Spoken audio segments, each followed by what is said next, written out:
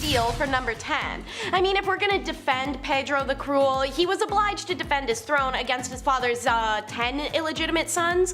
On the other hand, they wouldn't have had so much more support from the people than the king himself if Pedro hadn't outraged his people with arbitrary killings, drama, and rules, as well as the pretty cheap treatment of his wife Blanche, the sister of the King of France. His father, Alfonso, had ditched his wife, Pedro's mom, Maria of Portugal, for his mistress once Maria had produced their son. Exiled away from court, Pedro grew up listening to his mother's hatred for his father, yet when he took the throne, he did an almost exact rinse and repeat. Pedro publicly marries Blanche, despite already having secretly wed one of his mistresses, and he abandoned and imprisoned her very shortly after. Basically, if someone looked sideways at him, Pedro had them killed. He inaugurated his reign in 1350 by killing supporters of his half-brothers, and also had his father's mistress killed for his mother. He was said to have killed a man for looking at him wrong way, and burned a woman alive for rejecting his advances. Pedro's new son-in-law, Edward the Black, got blessed with a large gem that he had obtained by robbing and killing a guest in his own house. He also put a hit out on Blanche in the end, and she died via crossbow to the eye. And of course, needless to say, Pedro killed as many of his own half-brothers as he could get his hands on,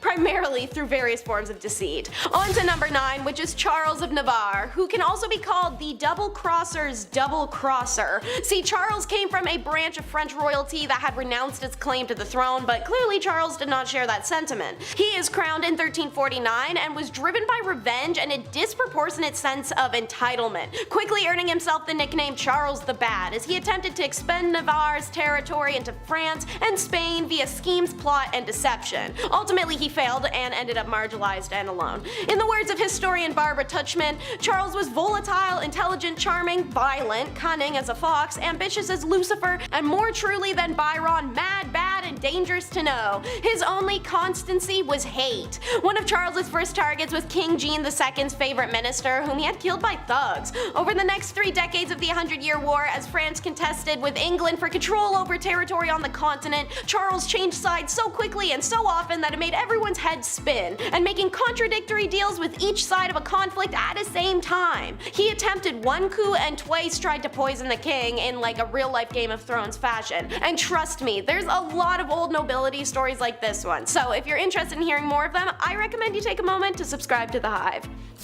Edward III is on our countdown at number 8, and he pulled a total King David. He sent his homie, Earls of Salisbury, to go fight wars in foreign countries so he could go try to bang the Earl's wife on the sly. However, the Countess refused the king's slick idea, but Edward didn't accept that answer and returned after dark. He tells the valets to, quote, "nothing must interfere with what he was going to do, on pain of death." Contemporary accounts from the time, of which there are 5 parts, detail how the Countess was left in an absolutely horrific state. And by the time her husband returns, she's fallen into a deep depression and admits to her husband what has happened. The Earl goes into a blind rage, understandably, and goes straight to Edward, who was holding court at the time. In front of dozens of witnesses, the Earl confronts his once friend, saying, "You have villainously dishonored me and thrown me in the dung," and continues to tell Edward that his actions were so disgusting and inhuman that he could no longer live in the same country with the monstrous king, and then just left England forever.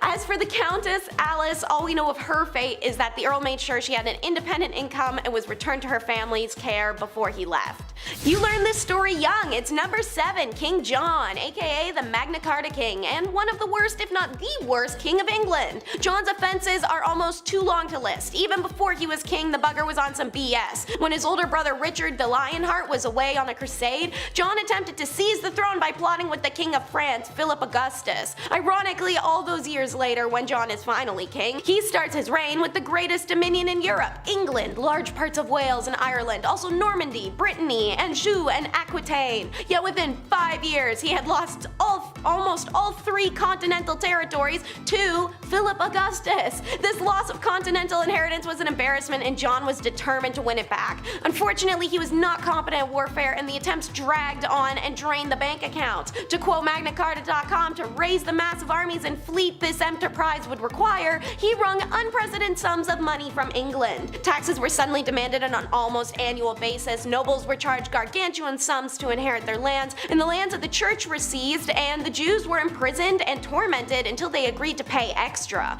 John's reign saw the greatest financial exploitation of England since the Norman Conquest. In May of 1215, 6 months after the French whipped his butt, the people of England rebelled and seized London. With the capital held against him, the king's forced to negotiate and obliged to make concessions. The Magna Carta is signed. Then he had it annulled, and then everyone rebelled again, and then John died, and the barons were still rebelling. The end.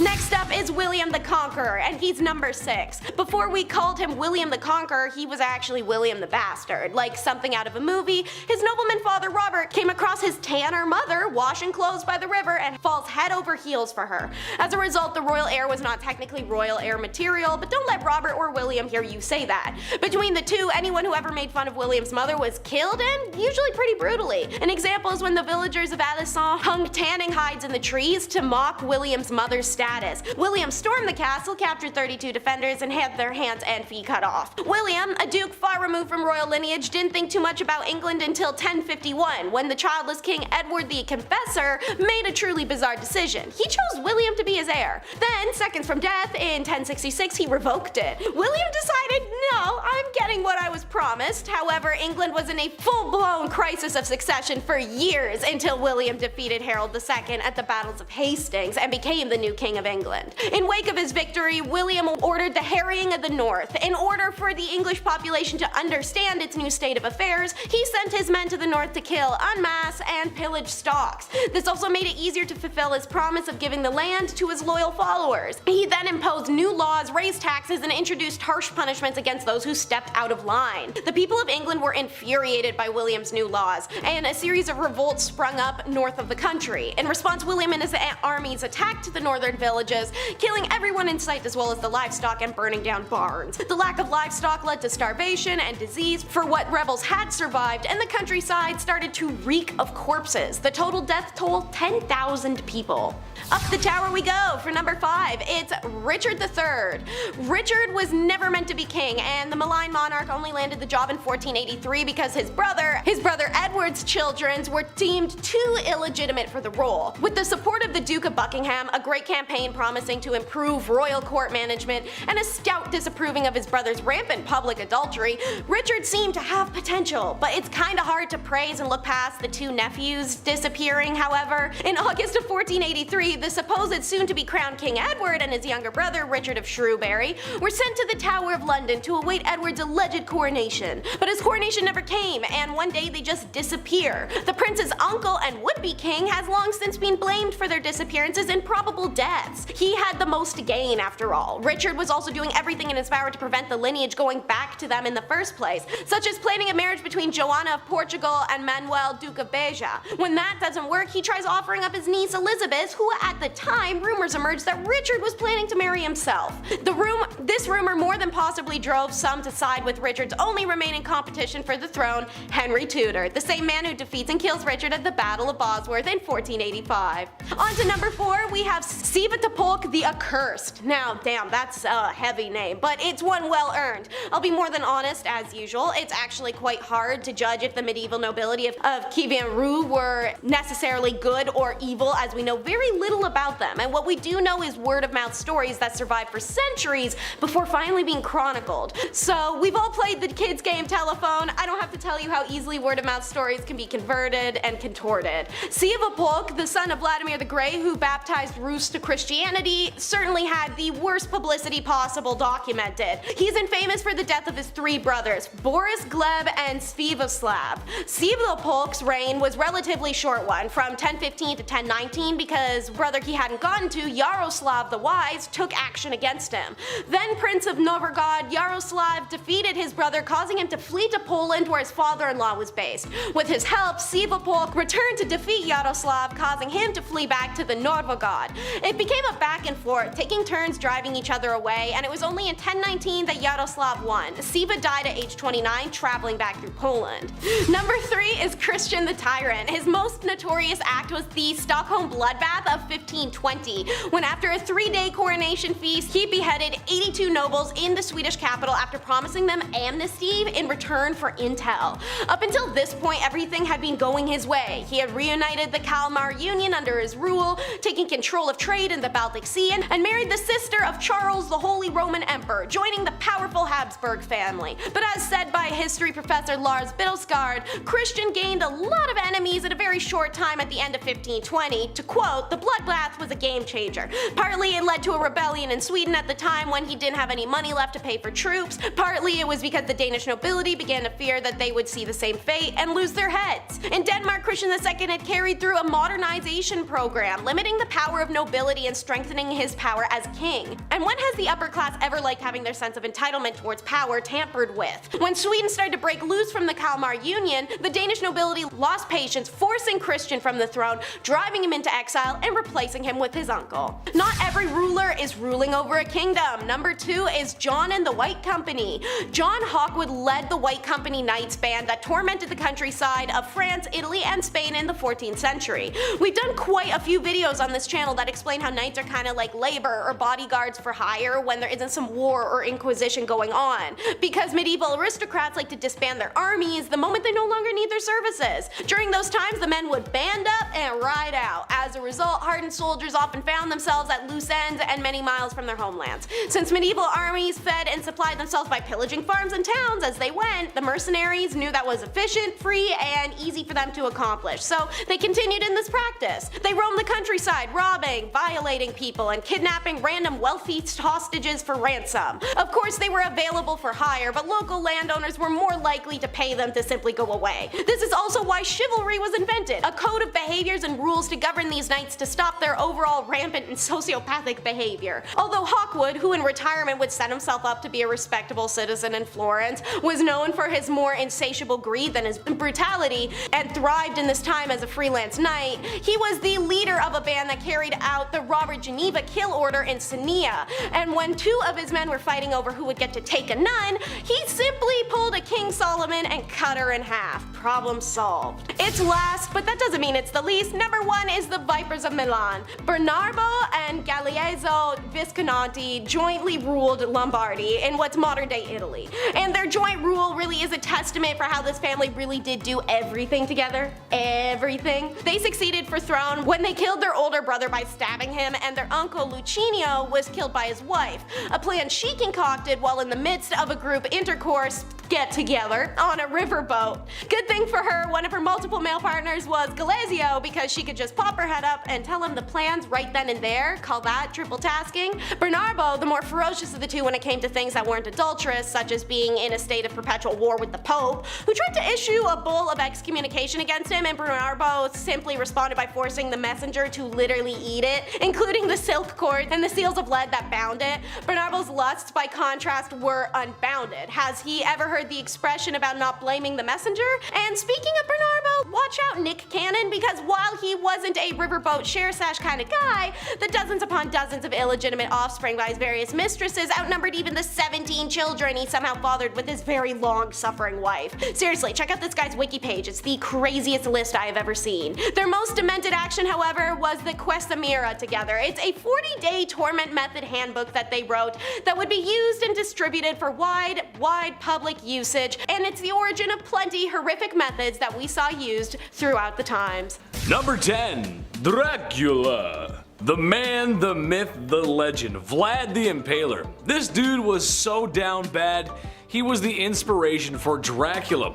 There's really only one reason why he was so evil, and honestly, it's in his name. Vlad the Impaler liked to impale people, oftentimes alive. As if this was the worst thing thought up by a human being ever, he would leave the pikes on display, creating a horror only the eyes of medieval Europe could see. There's gonna be a lot of bad dudes on this list, some really saucy villains, unsavory characters who will make your skin crawl, but only Vlad has been bad enough to get a monster inspired by him, essentially turning his actions into somewhat of a spooky mythology. Dude gives off some serious goth energy. There's a few portraits of him, but if you look at it, he's got this stare in his eyes, like he wants to impale me or something. Vlad be nimble, Vlad be quick, just wait till you see his sharpened sticks. Number 9. The guy everyone knows. Look, YouTube won't let me say his name, but do we really have to? I mean, it's Mustache Man. Infamous for his bad art and lame book, he was the fascist leader of Germany. The very same leader who forced the world into World War II. Remember that one? Yeah, he's the very same monster who organized the destruction of Jewish peoples in Europe, and if he had his way, probably the whole world. I wouldn't be surprised if you showed a picture of him to anyone on Earth, any country, rich or poor, and they will most likely know who that was. That's the kind of evil that will get you talked about in classes all over the world, and likely for a long time. Eventually, he got what was coming to him, and the world had peace and prosperity, and there was never ever another bad stinky war ever again. Why is he not number one, you might be asking? Well, that's just because his numbers don't compare to others, which is a very troubling statistic. I'll get to that later. Number 8. Busy man. Most people on this list are not going to need any introduction. Kangaskhan is no exception to that. The Mongol warrior king saw his nomadic empire stretch thousands of miles, being one of history's largest empires. If you've been paying attention in history class, and you should have been, don't skip class or Big Ched will put you in the naughty corner. Bad. Yes, that's right, I just referred to myself in the third person. Speaking of third person, that's how many people Kangas unalived in his bloody conquests. Oh, did I say 3? I actually meant a lot. Did I say a lot? I actually meant a disturbing amount. Some people like to point out that he was accepting of other people's cultures and beliefs. Yes, that is true, but that's after he burned down the village right before he got to yours, and you got forcibly assimilated into his numbers. As you can also imagine, a bloodthirsty barbarian like him did not treat women with much respect. It's Kangaskhan, man. That's just how it do be. Number 7. So long, Bowser. Ivan the Terrible. Okay, sure, Vlad was called the Impaler, but you can kind of take that a different way, right? Not in that way. All innuendos aside, with a name like Ivan the Terrible, it's kind of hard to work around that. Even as a child, Ivan was showing traits of an evil dictator, or supervillain really, as it's said that he would throw animals off of tall roofs in the same way that Mario throws Bowser off of platforms. Becoming the first Tsar of Russia, and probably its worst, he's responsible for many horrors and crimes, but the most infamous being his responsibility for his own son's demise. After a heated argument regarding his unborn grandson, and in a binding fit of rage, Ivan claimed his son's life. Sure, dads get angry when sons don't help mow the lawns or help take out the trash, but that's going a little far. One minute you're having a fight with your dad, and the next minute you're being carried out by Gandhian pallbearers. You know, the dancing guys, the memes, the casket, you know? Yeah, it's a joke. Number 6, the Mad Doctor. I love doctors. Shout out to the people working in the medical field right now. I appreciate you. I couldn't even imagine the horror that is medical school though. We all know my track record for reading, and hours upon hours of studying would just be bad for my health. I gotta squeeze more video game time in there, it's just how I work, man. However, one doctor I would not want to cross is Dr. Henry Howard Holmes. He is most likely the inspiration for a lot of horror movies. A serial unaliver. Said to have been performing surgeries on animals at a young age, which, again, doing some freaky deaky stuff to animals as a kid is like the red flag of red flags. It's like the only red flag. If that wasn't enough, he used to steal cadavers from the university he was studying at and doing all kinds of not nice things to them, naughty, bad. Having a clear obsession with medical practices and anatomy probably was helpful in disposing of his victims. And like something from Tales of the Crypt Keeper, that's exactly what he did. He constructed a large house, or building really, with trap doors, secret tunnels, and a lot of rooms. A basement where he could dispose of his victims. He would later then open this house of horrors up as a hotel where unknowing people would come to meet their doom. Yes, Tales of the Crypt Keeper. Come check in to the Hotel of Doom. Number 5. Bad Comrade. Joseph Stalin was the leader of the Soviet Union for probably too long.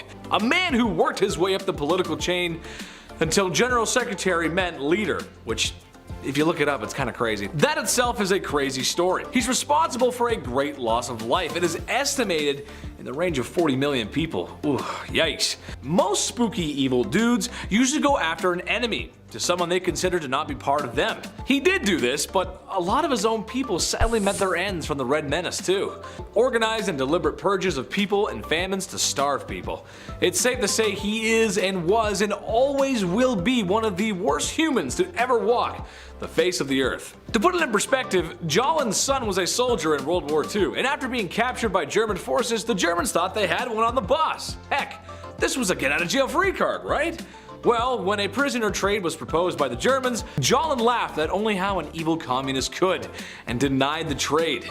His son would later perish in a POW camp shortly after. What a monster. You think you trade with me? Keep them, I don't want. Number 4. Fine white powder. Oh, to be in Miami in the mid-1980s. If I had one wish, it would be to spend a summer night in the neon-soaked beaches of Miami under strict laws enforced by a president who didn't know what was going on right underneath his nose. If you were around back then you probably got to experience something like that. Or at least in my fever dreams. I hope so. But as much as I'd like to be Tony Montana with all that sugar on his desk, I know it's bad for my health. Speaking of bad for your health, Pablo Escobar. I know, that's where I went with that. Probably the most ruthless criminal ever to live on planet Earth. Pablo was a poor man born in a poor country, but ended up being one of, if not the richest man on planet Earth. His lucrative distribution of adult sugar in the 80s made him very wealthy. It also made him very dangerous, as he was willing to do whatever to get his way. Extortion, bribing, bombing, just about anything you can think of. Oh yeah, he was one bad dude. He had so much money that he had to bury it all over Colombia. Every once in a while some of his buried treasure pops up, and as much as I want a quick million in US cash, I'll just put it back where it came from. Oh Dios mío, lo siento Pablo. Number 3. Al Capone. Another ruthless criminal, and honestly, Capone walked so gangsters like Pablo could run. Part of the ruthless Italian mafia that was the outfit, Capone worked his way through the ranks during 1920s Prohibition America, earning millions in his time where really just $100 could stretch a long way. Capone is noted for his violent behavior throughout his life and the many accidents he caused directly or indirectly. Prohibition and the Depression were hard times for a lot of folks in America. However, the media and the people of Chicago at first always wanted to see what the lavish gangster was up to, as his criminal life became somewhat publicized. Most likely due to his wealth. The dude was rich. He eventually would get arrested and sent to Alcatraz, which was probably the worst prison in America, or the best Call of Duty Zombies map, depending on how you look at things.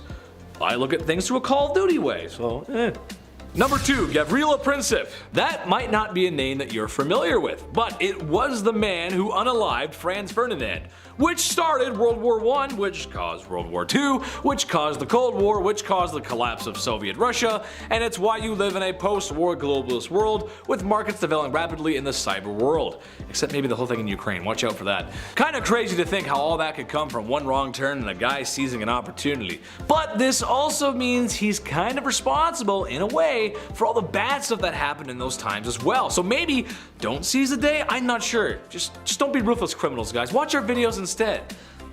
Although I could blame him for failing my math test in high school. Yeah, we'll go with that. Number 1, Mao Zedong.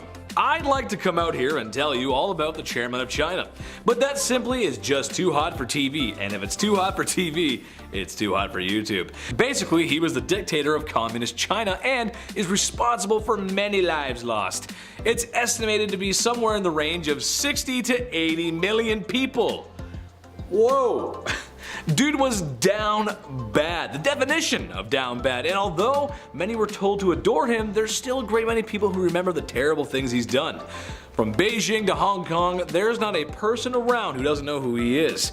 If being a no-good, rotten person was an Olympic sport, he would have gold medals coming out of his ears. Number 10, Joseph Mengele. Alright, I'm just gonna get this out of the way now. This man is the only entry from the Second World War on today's list, and that's mainly because online guidelines make it practically impossible for me to talk about the evil German dictator or members of his party. So also known as the Angel of Death, Dr. Joseph was an anthropologist and SS physician who conducted numerous numerous inhumane medical experiments on the prisoners at Auschwitz. So at Auschwitz, he was one of a number of medical professionals who selected victims to be sentenced to the gas chambers or be spared for his experimental research. He would attempt red fluid transfusions from one twin to another, do amputations to try and sew that part onto another twin, stitch two twins together to form Siamese twins, infect one twin with typhus or another disease, and way too many other experiments. Can you tell he liked twins? And to the surprise of no one, more often than not, the twins would pass away during the procedures, or he would just have them killed afterwards so he could do an autopsy for funsies. If one twin died from a disease, yeah, the other one's going,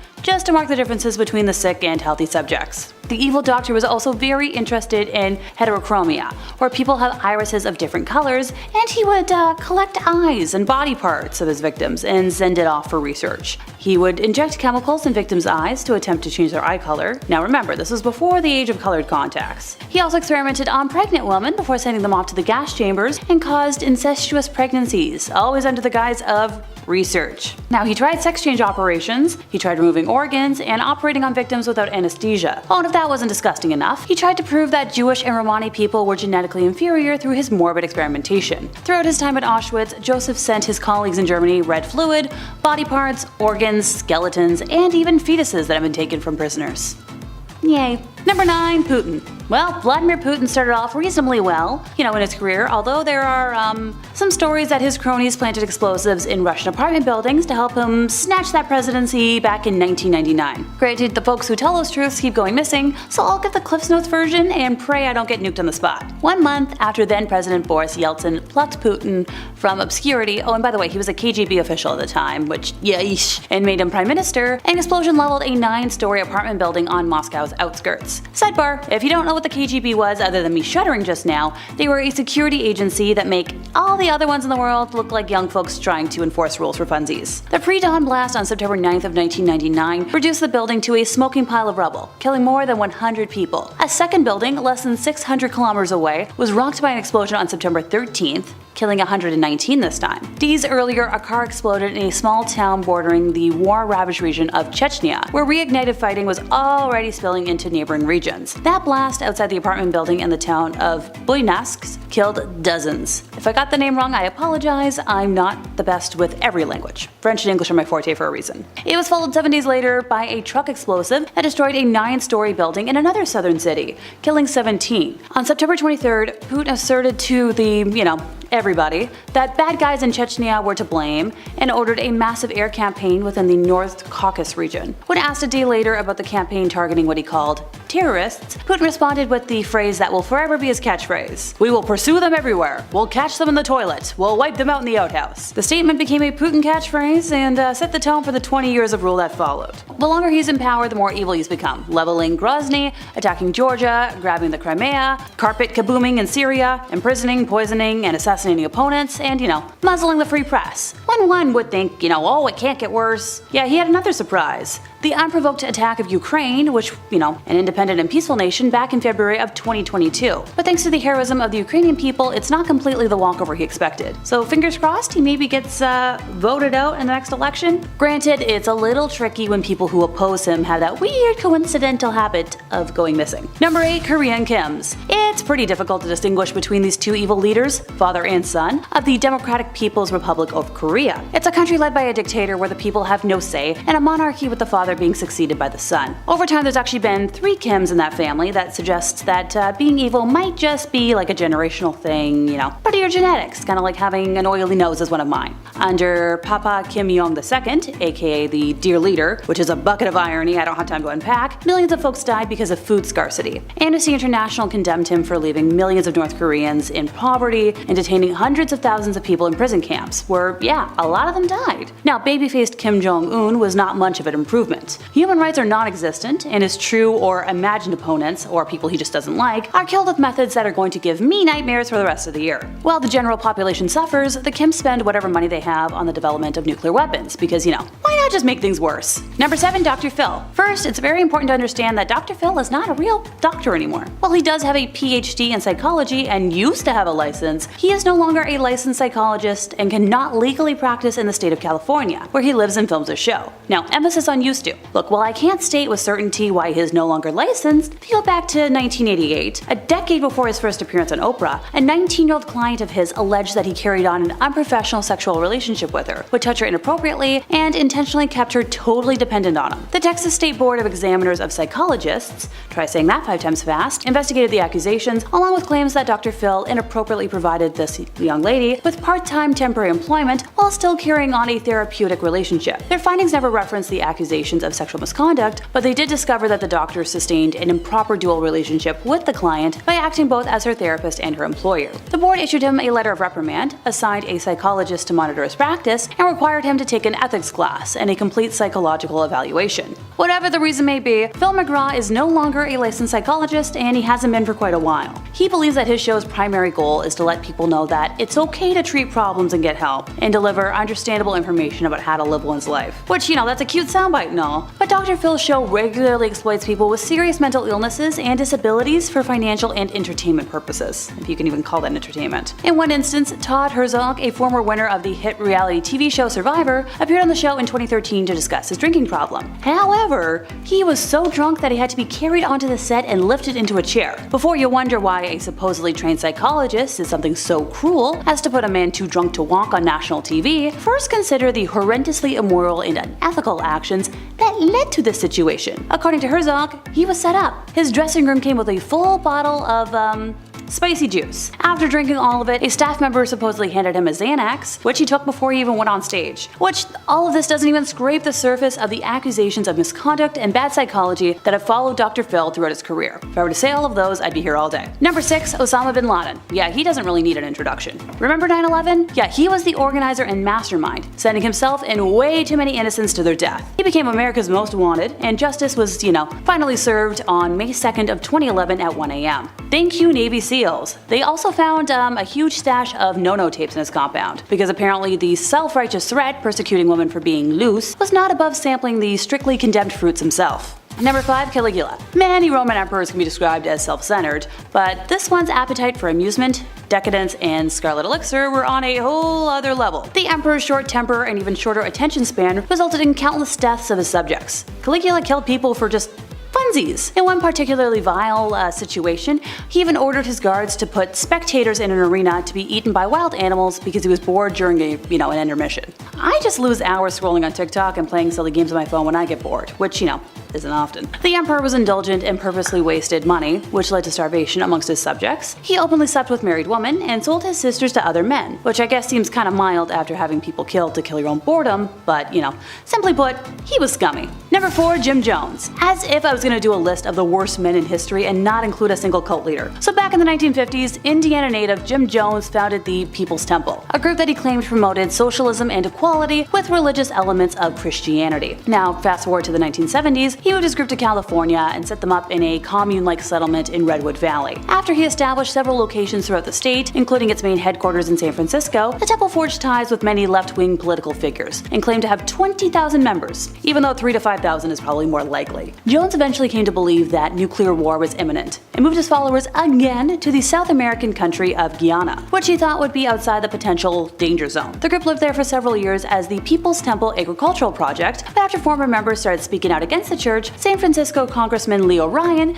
decided to travel to Jonestown to see what was going on. During his visit, a number of temple members expressed a desire to leave with him and accompanied Leo to the local airstrip at Port Ketuma. There they were intercepted by self-styled temple security guards who opened fire on the group, killing the congressman, 3 journalists, and one of the defectors, as well as injuring 9 others, including Ryan's aide, Jackie Spire. A few seconds of the incident were captured on video by NBC cameraman Bob Brown, one of the journalists that were sadly killed in the attack. That evening in Jonestown, Jones ordered his congregation to drink a concoction of cyanide-laced, grape-flavored Flavor-Aid. Oh, right, this is where the phrase drinking the Kool-Aid comes from, but it actually wasn't Kool-Aid, it was the off-brand stuff. All in all, 918 people died, including 276 minors. When members wept and showed signs of dissent, Jones counseled, "Stop the hysterics. This is not the way for people who are socialists or communists to die. No way for us to die, we must die with some dignity." On a tape, Jones can be heard saying, "Don't be afraid to die," adding that death is just stepping over into another plane and a friend. Jones directed that the youngest folks be killed first, and his wife Marceline apparently protested against this. So then she was forcibly restrained and then joined the other adults in poisoning herself. Some members resisted ending their lives and were injected with fatal doses of cyanide, as were those too young to drink the drink. and some folks thankfully did survive by fleeing through the jungle. Until 9/11, this was the largest loss of American civilian life in history, which sends a chill down my spine to think about. Number 3. Pol Pot. This vile leader of the Khmer Rouge regime was the architect of the Cambodian genocide and devastating policies that led to widespread famine and deaths from preventable diseases. The regime's xenophobic and racist views and policies led to the widespread killings of minorities all throughout Cambodia. The regime also imprisoned and destroyed those who opposed it. Prisoners were subjected to horrific medical experiments, which often resulted in agonizingly drawn-out deaths. Many prisoners, including those too young to consent, were executed in the infamous killing fields and buried in mass graves. To save bullets, they were killed with pickaxes or smashed against trees, which is so much worse. Now, Pol Pot and the regime ended the lives of between 1.5 to 2 million Cambodian citizens, a quarter of the country's population. The most mind-boggling part for me is wondering how this wasn't taught in school, or at least my school growing up. Number 2. Chris Brown. If y'all don't remember, 14 years ago, on the February 8th of 2009, Brown's reputation was immediately tarnished when he physically harmed his then-girlfriend Rihanna after a pre-Grammys event. At the time, Rihanna was only 20, and she was left with visible injuries to her face and was hospitalized as a result. Now, Chris Brown was 19 at the time, and he pleaded guilty and accepted a deal of 1,400 hours of community service, 5 years probation, and domestic violence counseling. And look, while folks try to defend him, he wouldn't have made today's list if he was a single-instance offender. But let's check the history book, shall we? In 2013, Chris Brown was arrested for felony harm in Washington, D.C. after he and his bodyguard were involved in a physical altercation with 2 men outside a hotel. The pair spent 36 hours in jail, and the singer was ordered to stay at least 100 yards away from the man he was accused of harming. In 2015, Brown allegedly hit a man in Las Vegas after an alleged argument over a basketball game at the Palms Casino Resort. The next year, he was sued by his ex-manager, who filed a lawsuit against him, claiming that he had been viciously attacked. And in 2017, he was ordered to stay away from ex-girlfriend Karusha Tron after she put a 5-year restraining order against the singer. He's been sued by other women for sexual harm as well, so how he still has some sort of a successful career boggles my mind. Number 1.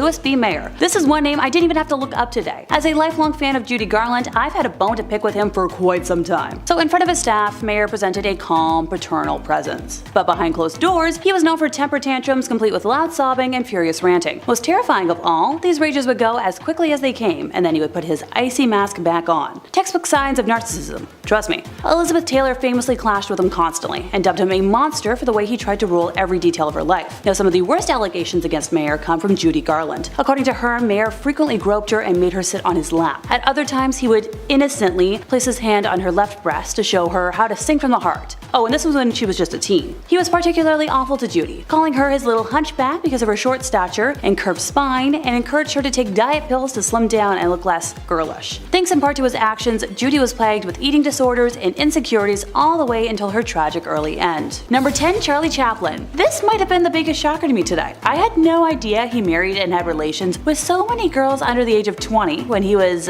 much older than them. So in 1918, for starters, Chaplain hastily tied the knot with 17-year-old actress Mildred Harris, a decision he would soon come to regret, saying they were irreconcilably mismatched. Following the divorce, he married 16-year-old Lita Gray, another actress with whom he had a bitter breakup. From the first day of marriage, he made his perception about her clear and called her a little whore.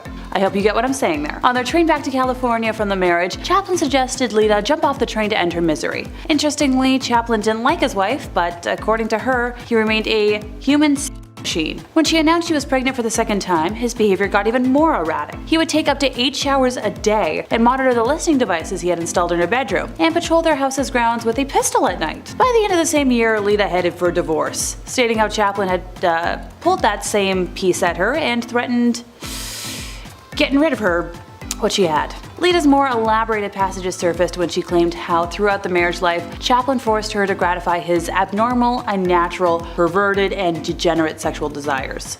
Next on his list was 22-year-old actress Paulette Goddard. History doesn't have an exact record of the year they married, but she moved into his mansion and got cast as a leading actress in modern times. Charlie bullied her on sets, a primary reason for their separation, telling people how he had to teach her things about acting, and those remarks would leave her crying. And in 1943, while in the middle of a high-profile paternity suit, 54-year-old Chaplain married 18-year-old Una O'Neill, to whom he had been introduced by a Hollywood agent. O'Neill's father, playwright Eugene O'Neill, was so upset by the match that he disinherited her. But unlike his other relationships, this one actually lasted. The two stayed together until Chaplin's death at age 88, and they had 8 descendants. Sheesh, that's a lot of marriages.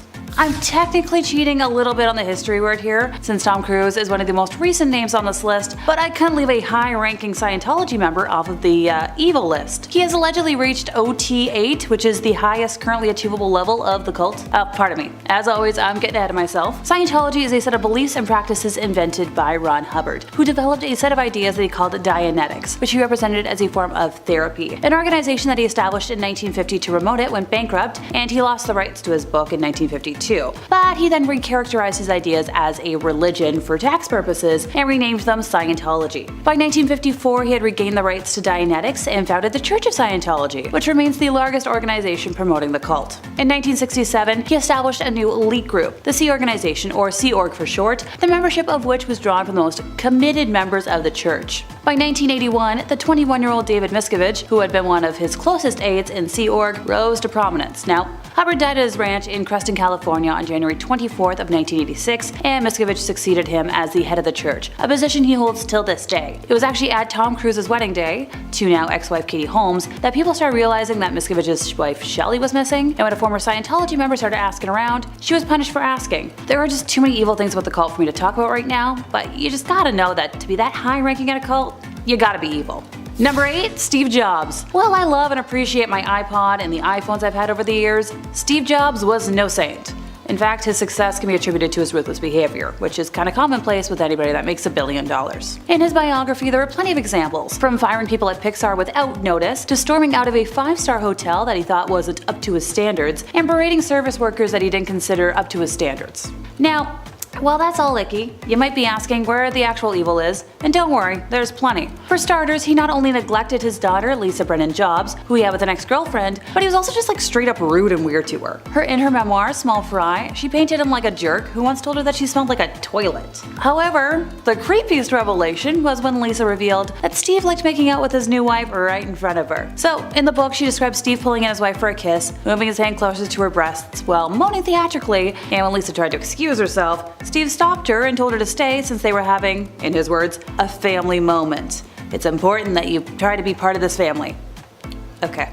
Moving on before I hurl, probably his biggest evil moment though was when he cheated his friend and Apple co-founder Steve Wozniak out of money. While the two worked together at Atari, Steve asked his partner to build a scaled-down version of Breakout, saying they would split the profits. And after 4 sleepless nights, Wozniak finished the game and got a whopping $350 for it. He later learned that Steve had lied to him about how much money he made from the game and had actually pocketed most of the profits for himself. Honestly, that's the stuff movie villains get based on. Number 7. Albert Einstein. After you invent the theory of relativity, I guess you can get away with being a little bit of a jerk, and Albert definitely was. From being incredibly racist against Asians in his travel journals to being a serial adulterer. Travel diaries he wrote during a months-long voyage in the 1920s reveal that in his private moments, the Nobel-winning physicist portrayed people of other races, such as, Chinese and Indians, in a stereotypical, dehumanizing way. His unfiltered musings about the people he saw and interacted with during his journey show that, he harbored some pretty racist about those who didn't look like him. His reflections about the Chinese folks were callous, even insulting. Although he called them industrious, he also described them as filthy and obtuse. He claimed they were a peculiar herd-like nation, often more like automatons than people. He saw them as intellectually inferior, quoting that the Chinese are incapable of being trained to think logically and have no talent for mathematics. He was also not the nicest of folks he allegedly loved, having created a baffling to-do list for his first wife, Mileva Marek. This list included rules such as, you will see to it that my clothes and linen are kept in order, that I am served 3 regular meals a day in my room, and you will expect no affection from me. You must leave my bedroom or study at once without protesting when I ask you to. Hard pass. Number 6. Jon Hamm. Oh, the handsome Mad Max star has a lot of female fans that love his charm, but the actor, kinda like his famous character, is pretty good at hiding his dark side. In 2015, news broke that the former frat boy was in the middle of a violent hazing ritual in 1991 where he allegedly set a guy on fire. Not only did Jon beat up a pledge by punching him in the kidney, he also led the poor guy around the frat house with the claw of a hammer beneath his genitals. As for the pledge, the whole experience made him sink into a deep depression, which sadly makes sense. This broke my heart, cause until today, I very much enjoyed watching him on screen, but I guess I'll be able to villainize him better and sucker punch now. Number 5. Bill Cosby. It emerged in late 2014 that the famed actor, formerly known as America's Dad, sexually harmed dozens of women throughout his career. Cosby was accused by over 60 women of bad things that I can't word. The earliest incidents allegedly took place in the mid-1960s, but dates of the alleged incidents continue all the way up to 2008 in 10 US states and in 1 Canadian province. Now, Cosby has maintained his innocence and repeatedly denied the allegations made against him. Most of the alleged acts fall outside the statute of limitations for criminal legal proceedings, but criminal charges were filed against him in 1 case, and numerous civil lawsuits were brought against him. As of November 2018, I believe 8 related civil suits were active. In July of 2015, some court records were unsealed and released to the public from a specific civil suit, and the full transcription of its deposition was released by a court reporting service. In his testimony, Cosby admitted to casual sex involving recreational use of the sedative Quaaludes with a series of young women, and he acknowledged that his dispensing of the prescription drug was illegal. In December of that year, 3 Class 2 felony charges of aggravated indecent harm were filed against Cosby in Montgomery County, Pennsylvania, based on allegations concerning incidents in January of 2004. Now, Cosby was found guilty of 3 counts of aggravated indecent harm at retrial on April 26 of 2018, and on September 25th of the same year, he was sentenced to 3 to 10 years in state prison and fined $25,000 plus the cost of the prosecution, so $43,000 something? In 2014, Judy Huth filed a civil suit against Cosby in California, alleging that he had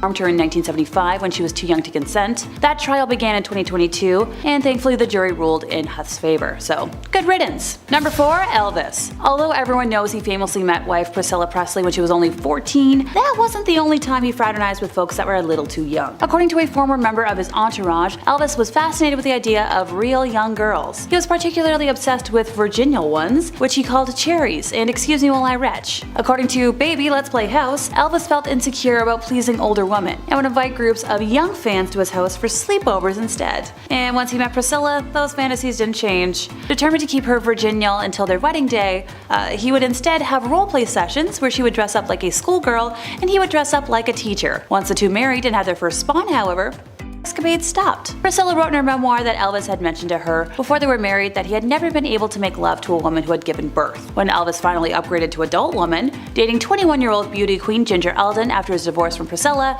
he continued to treat them like crap. Ginger wrote in her memoir that Elvis once fired a pistol into her bedroom when she refused to bring him yogurt.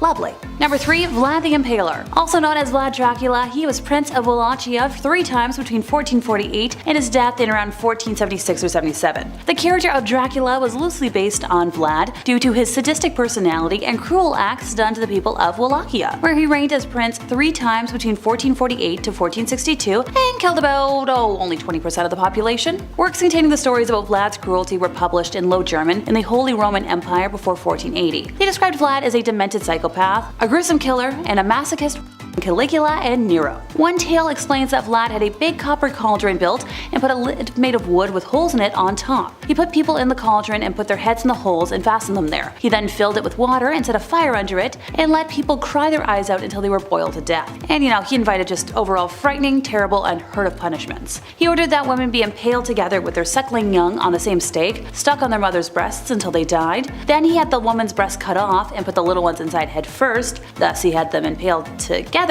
He impaled victims through the rear end till the stake came out of their mouth. A German pamphlet once read that he had young folks roasted, and then he would feed them to their mothers, and he cut off the breasts of women and forced their husbands to eat them.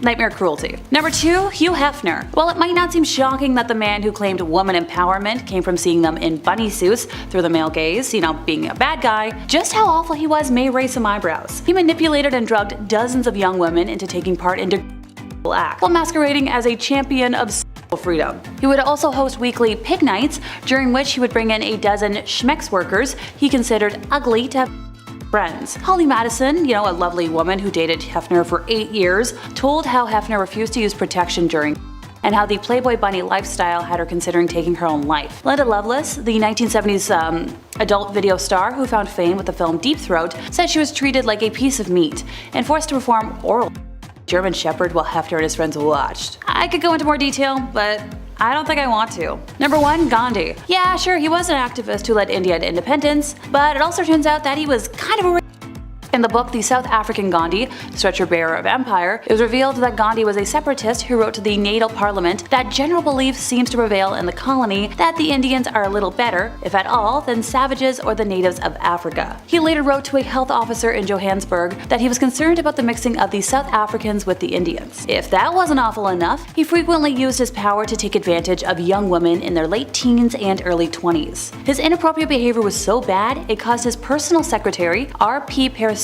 to blast him in a strongly worded letter. Now, his secretary gave him an ultimatum: either stop manhandling women or I'm not working for you anymore. And Gandhi responded by telling him that you're at liberty to leave. Yucky. Number 10, Mary I. So this is a ruler who could have reserved a place in common history as the first woman ever to be, the Queen of England. Instead, she is mostly remembered as Bloody Mary, a name she acquired because of her staunch and violent opposition to the Reformation. Look, the interwebs don't like the B word, so I had to spell it out. So I'm hoping you figured out what I was trying to say. The most controversial part of her reign was her religious policy. Despite promises a month into her rise to the throne that she would not pursue forced conversion of Protestants, Mary had leading Protestant churchmen imprisoned. She sought to reaffirm papal jurisdiction over England, and when the deal with Rome succeeded, the Heresy Acts were reinstated, which allowed for the burning of heretics. This sent a wave of fear through England, and around 800 Protestant nobles immediately fled the country. I wonder why. In February of 1555, the executions began. Protestant Archbishop Thomas Cranmer was forced to watch the bishops Nicholas Ridley and Hugh Latimer being burned at the stake. Cranmer repented his Protestant faith, and technically, under law, he should have been absolved as a repentant, but Mary refused to accept his absolution and had him burned at the stake as well, just set an example, or for funsies. By the end of her terror, Mary had almost 300 people executed, most of them by burning at the stake simply for the crime of being Protestant. Her reign was relatively short, lasting a little over 5 years, since she passed in 1558 from either ovarian cysts or ovarian cancer and was succeeded by Elizabeth I. Number 9, Wu Zetian. Look, I know I said in the title of today that I'd be talking about evil queens, but I support all women's wrongs. And rulers in other countries tend to have different titles to their equivalent of queens. So Wu was born to a relatively wealthy family and had extremely progressive parents, becoming well versed in a wide range of subjects including writing, music, literature, and perhaps most importantly, politics and governmental affairs. By the age of 14, Wu was summoned to the imperial palace to become a concubine of Emperor Taizong. After his passing, the newly anointed Emperor Li Zi, the youngest son of the late emperor, who became Emperor Gaozong, brought Wu to the imperial court to be his own concubine. I'm not going to unpack that. In 654, Wu bore a daughter, but shortly after the birth, it passed, with evidence showing strangulation. So Wu accused Empress Wang of the death, and Wang lost favor with the emperor. The most popular theory is that Wu actually did the act to her own daughter. So thereafter, the emperor conferred with his chancellors and, despite opposition, demoted Wang, having her imprisoned, and promoted Wu to empress. Later on, the emperor considered having Wang released, but Wu had her executed upon hearing this, because, can't have any witnesses. Upon her accession to the throne, Wu began targeting officials who had opposed her rise to power, having them arrested and imprisoned, exiled, forced to take their own lives, or executed. In 664, she accused several officials of witchcraft and had them executed as well, and their families became slaves within the imperial palace. In another incident, she killed her niece with poison, accused 2 others of the death, and executed them. She eventually passed after repeated bouts with illness, so nothing nefarious there. Number 8, Isabella of Castile. So when Isabella was born on the 22nd of April in 1451, there was little chance she would ever become monarch of Castile, as she was very far removed from the direct royal lineage. War, politics, and subterfuge intervened, however, and for many years, the Kingdom of Spain was in turmoil, suffering from civil wars and a lot of chaos. To quell one of the rebellions, the hand of Isabella was promised to the commoner, Pedro Duran Acuna Pacheco, but on his way to her, he suddenly fell ill and, passed. Now, this immensely fortuitous event for Isabella cemented her devotion to her faith, since she didn't exactly want to marry a commoner and prayed for divine intervention. Her marriage to Ferdinand, heir to the thrones of Castile and Aragon, cemented her future power. After the death of the King of Castile, the throne was given to Isabella. Her cruelty is recognized in the treatment of non-Christians, which led to the formation of the Spanish Inquisition, known for its extreme brutality and torture of mostly Jewish and Muslim folks. Isabella waged war on the Kingdom of Granada, the last Muslim kingdom in Spain, and the last piece to fall in the Spanish Reconquista. While some may see it as the liberation of Spain, for many others it was open genocide. By the time Granada was annexed, 100,000 Muslims were either dead or enslaved. Number 7. Catherine de' Medici. I'm chuckling, but I'm glad my obsession with rain in high school is about to come in handy. So serving as the Queen of France from 1547 to 1559, Catherine had enormous political sway over her sons, the French kings Francis II, Charles IX, and Henry III. They reigned through the French Wars of Religion and faced problems with a group of Calvinist Protestants called the Huguenots. It is widely believed by historians that Catherine attempted to have their leader, Gaspard II de Coligny, assassinated. The attempt failed, and fearing retaliation from the most powerful folks in power, Catherine planned to kill them all before they could take action. The result was the St. Bartholomew's Day Massacre, which resulted in the deaths of between 5,000 to 30,000 Huguenots. Number 6. Lady Elizabeth Bathory. Born in 1560 on a family estate in royal Hungary, Elizabeth was of noble lineage and privileged with education, wealth, and a lofty social rank. Her first taste of the morbidly bizarre was introduced to her during the early years of her life, when she suffered seizures which might have been epilepsy. Treatment at the time for such bouts included feeding the patient human redness and bits of skull from a non-sufferer. She bore witness to brutal punishments and executions carried out by her father's officers and was influenced by family members involved with Satanism and witchcraft. When she was barely in the double digits of age, Elizabeth was engaged to Count Ferenc Nadasdy, who she later married. Her husband spent much of his time away from home fighting the Ottomans, leaving Elizabeth to run the estate. Her sadism became more pronounced as time wore on, and upon the death of her husband in 1601, her vicious crimes escalated. Most of her victims were girls around the age of the time she got married, and were usually the daughters of lesser gentry who had been sent to court to learn etiquette. Her favorite punishment methods including using pins to stick under her victims' fingernails and covering her victims in honey and leaving them out to be eaten by ants and other insects. Other methods included whipping her victims with nettles and frequently burning body parts, especially genitalia. After burning her victims, she would dump them in icy water. Many of them were punished to the point of death, some of whom were buried in unmarked locations, and some sources even claim she engaged in people munching, making that her darkest secret. Elizabeth and a few of her servants were eventually arrested in 1610, and her accomplices were put on trial in 1611. With over 300 witness accounts and numerous testimonials, a guilty verdict was assured. A servant girl who claims to have seen evidence in Elizabeth's private books stated that her victims were around 650 folks. The accomplices were sentenced to death, and Elizabeth was confined to a bricked-up room with slits for air and delivery of food. She was found dead a couple years later. Number 5. Marie Antoinette. So France's queen between 1774 and 1792 was Marie Antoinette, who was, the last queen before the French Revolution. She had quite the reputation for splurging on expensive things and found herself in quite a few scandals. One in particular was the affair of the diamond necklace. So Countess de la Motte, a young lady, pretended to be the queen's friend and entered the French court in 1785. She fooled a high society member into believing that Antoinette loved him. She even hired a body-selling worker and disguised her as the queen and convinced the man that Marie wanted to purchase a diamond necklace. The jewelry cost around 1,600,000 livres then, which is almost $12 million today. The money was never paid, and the queen had no clue about what had taken place.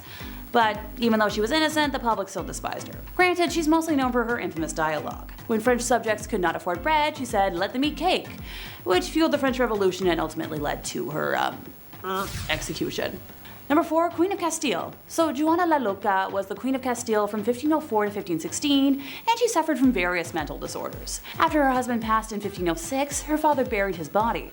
However, Joanna used to open the tomb and caress her husband's dead body, and ultimately she ordered the body dug out and kissed her husband's feet. Additionally, she would carry his coffin everywhere with her, and actually kept it under her bed. Years later though, she eventually allowed his burial outside her window. Look, I just keep weird dolls under my bed. Number 3. Maria Eleonora of Brandenburg. Maria Eleonora, born on November 11th of 1599, passing eventually on March 28th of 1655, held the title of Queen of Sweden from 1620 to 1632 as the wife of King Gustav II Adolf. Coming from a noble German family, she belonged to the prestigious house of... I'm not even going to try and say that. However, when Maria and Gustav gave birth to a girl with a genetic condition causing excessive hair growth, Maria was deeply shocked. The unexpected appearance of her daughter, combined with societal beauty expectations, pushed Maria to her limits. She considered her daughter ugly and refused to care for what she perceived as a monstrous creature. When Gustav died when Christina was only, this many years old, Maria blamed her for his death. For over a year, Maria subjected Christina to very harsh punishment, confining her to blacked out, darkened rooms to mourn her father in solitude for very extended periods, even placing her father's open casket in Christina's room and demanding she sleep next to it, which that's way too morbid, even by my standards. Maria's mental state deteriorated, eventually leading to Christina's removal from her custody. So thank goodness for Christina. Number 2 is Sixty the Dragon Lady. So the story of her rise to power is a remarkable one. Born at a time when Chinese women were politically invisible, this lady managed to acquire enormous political influence by exploiting her position as a royal concubine, engaging in court intrigues and manipulating those around her. By the end of the 1860s, she had become the most powerful individual in China. Her will and her reach even exceeded 2 male emperors, who she frequently bypassed or overruled. Now, she was originally born Lan Caul in 1835, the daughter of a minor Manchu official, and at age 15 she was selected as a potential concubine for the emperor and relocated to the Forbidden City. She was elevated to the status of concubine officially by age 18, eventually giving birth to the emperor's only son, Zhun, a feat that earned her another promotion in the palace hierarchy. The emperor died in 1861, and shortly after the disastrous Second Opium War, left the throne to his only son. So as the mother of the reigning emperor, Cixi was given the courtesy title Dowager Empress. So by this point, the Empress had become quite adept at manipulation, palace intrigues, and power games. Through forged evidence and false testimony, she engineered the arrest of the 8 ministers, 3 of whom were later executed. With the Regency Council gone, the Empress became the de facto regent for the duration of her son's reign, until his early death from smallpox in 1875. The Empress was instrumental in the succession, choosing her young nephew Zetian, who was crowned as emperor. So once again, this Dowager Empress acted as regent to the infant emperor, this time in a more formal capacity. 12 years into the young emperor's reign, our empress moved to the summer palace in Beijing, and surrounded by a network of informants and advisors, doted on by loyalists and conservatives in the bureaucracy and military, she continued to exert enormous influence on appointments, policies, and matters of state. Stories of the empress's extravagance are prevalent, since it has been claimed that she regularly increased her personal and food allowances, that she withdrew gold and silver from dwindling national reserves, and spirited millions of pounds offshore into bank accounts in London. Other tales of her exorbitant spending include her decision to spend 10 million silver taels, some set aside to rebuild the Chinese Navy, on the renovation of one of her palaces. Another rumor claims that 3,000 ebony boxes were needed to restore her jewelry collection. Number 1, Agrippina the Younger. So Julia Agrippina, also referred to as Agrippina the Younger, was a Roman empress from 49 to 54 AD, the 4th wife and niece of Emperor Claudius and the mother of Nero. After the death of her first husband, Agrippina tried to make shameless advances to the future emperor Galba, who showed no interest in her and was devoted to his wife. On one occasion, Galba's mother-in-law gave Agrippina a public reprimand and a slap in the face before a whole bevy of married women. She was one of the most prominent women in the Julio-Claudian dynasty, functioning as a behind-the-scenes advisor in the affairs of the Roman state via, the powerful political ties. She maneuvered her son Nero into the line of succession, and Claudius became aware of her plotting, but died in 54, and it was rumored that Agrippina poisoned him. She exerted a commanding influence in the early years of Nero's reign, but in 59 she was killed. Both ancient and modern sources describe Agrippina's personality as ruthless, ambitious, violent, and domineering. And that brings us to the end of our time, and I'm glad that, even though I'm part vampire queen, I just bully people. I swear I don't execute folks for fun, and not just because I'm not allowed to. Draining people of their redness, though, well, that's another story. Number 10, Elizabeth I.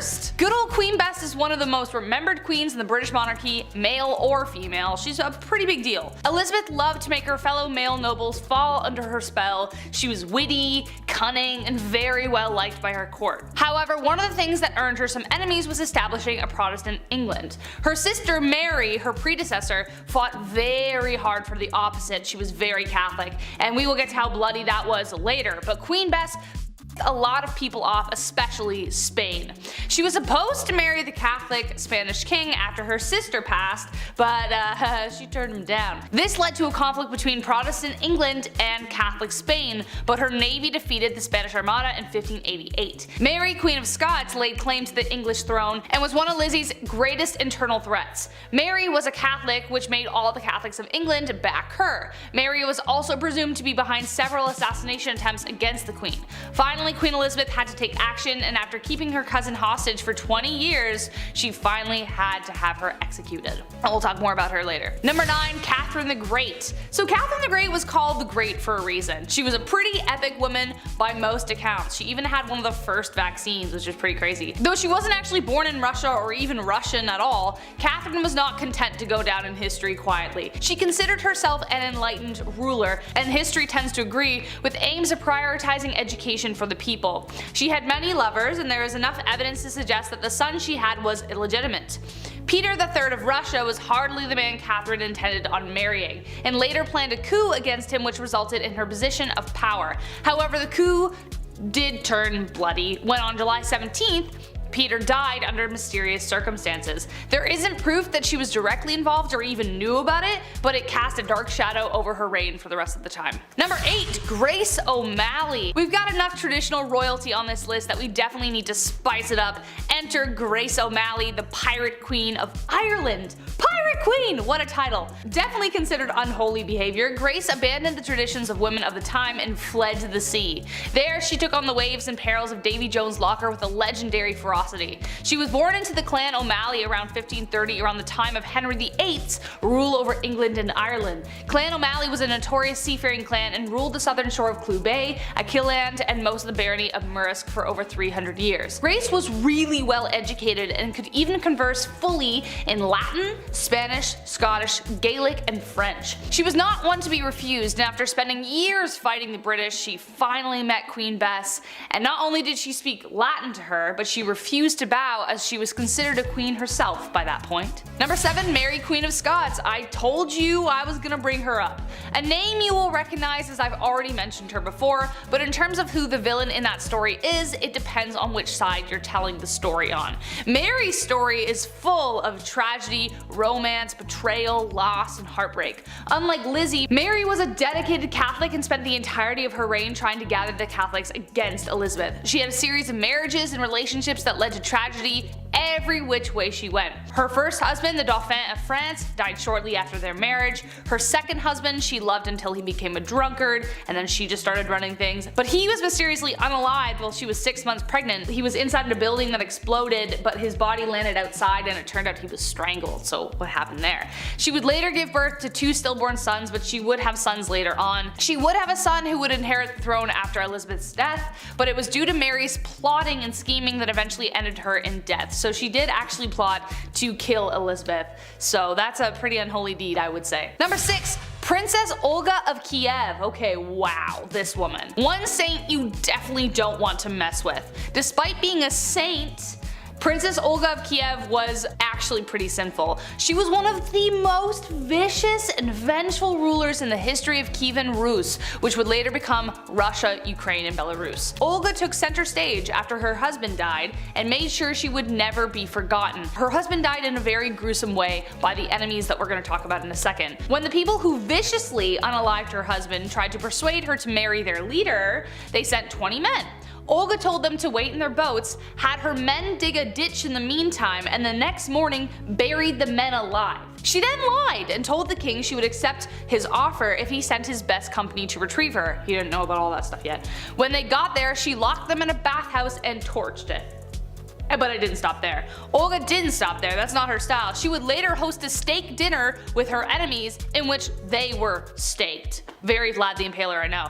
Then she set whole villages on fire by attaching sulfur to pigeons, and then it was just crazy. Damn, like hell has no fury like a woman scorned, let me tell you. Number 5, Queen Isabella I. The Spanish Inquisition, pretty high up there as far as terrifying points in history go. If you weren't willing to convert to Catholicism, you were tormented, interrogated, and burned at the stake. Who was behind this awful time in history? This lady, Queen Isabella I. Technically, as she was fighting for a holy order for the Catholic Church, this can be seen as holy, but was it? Burning people at the stake because they didn't share this belief?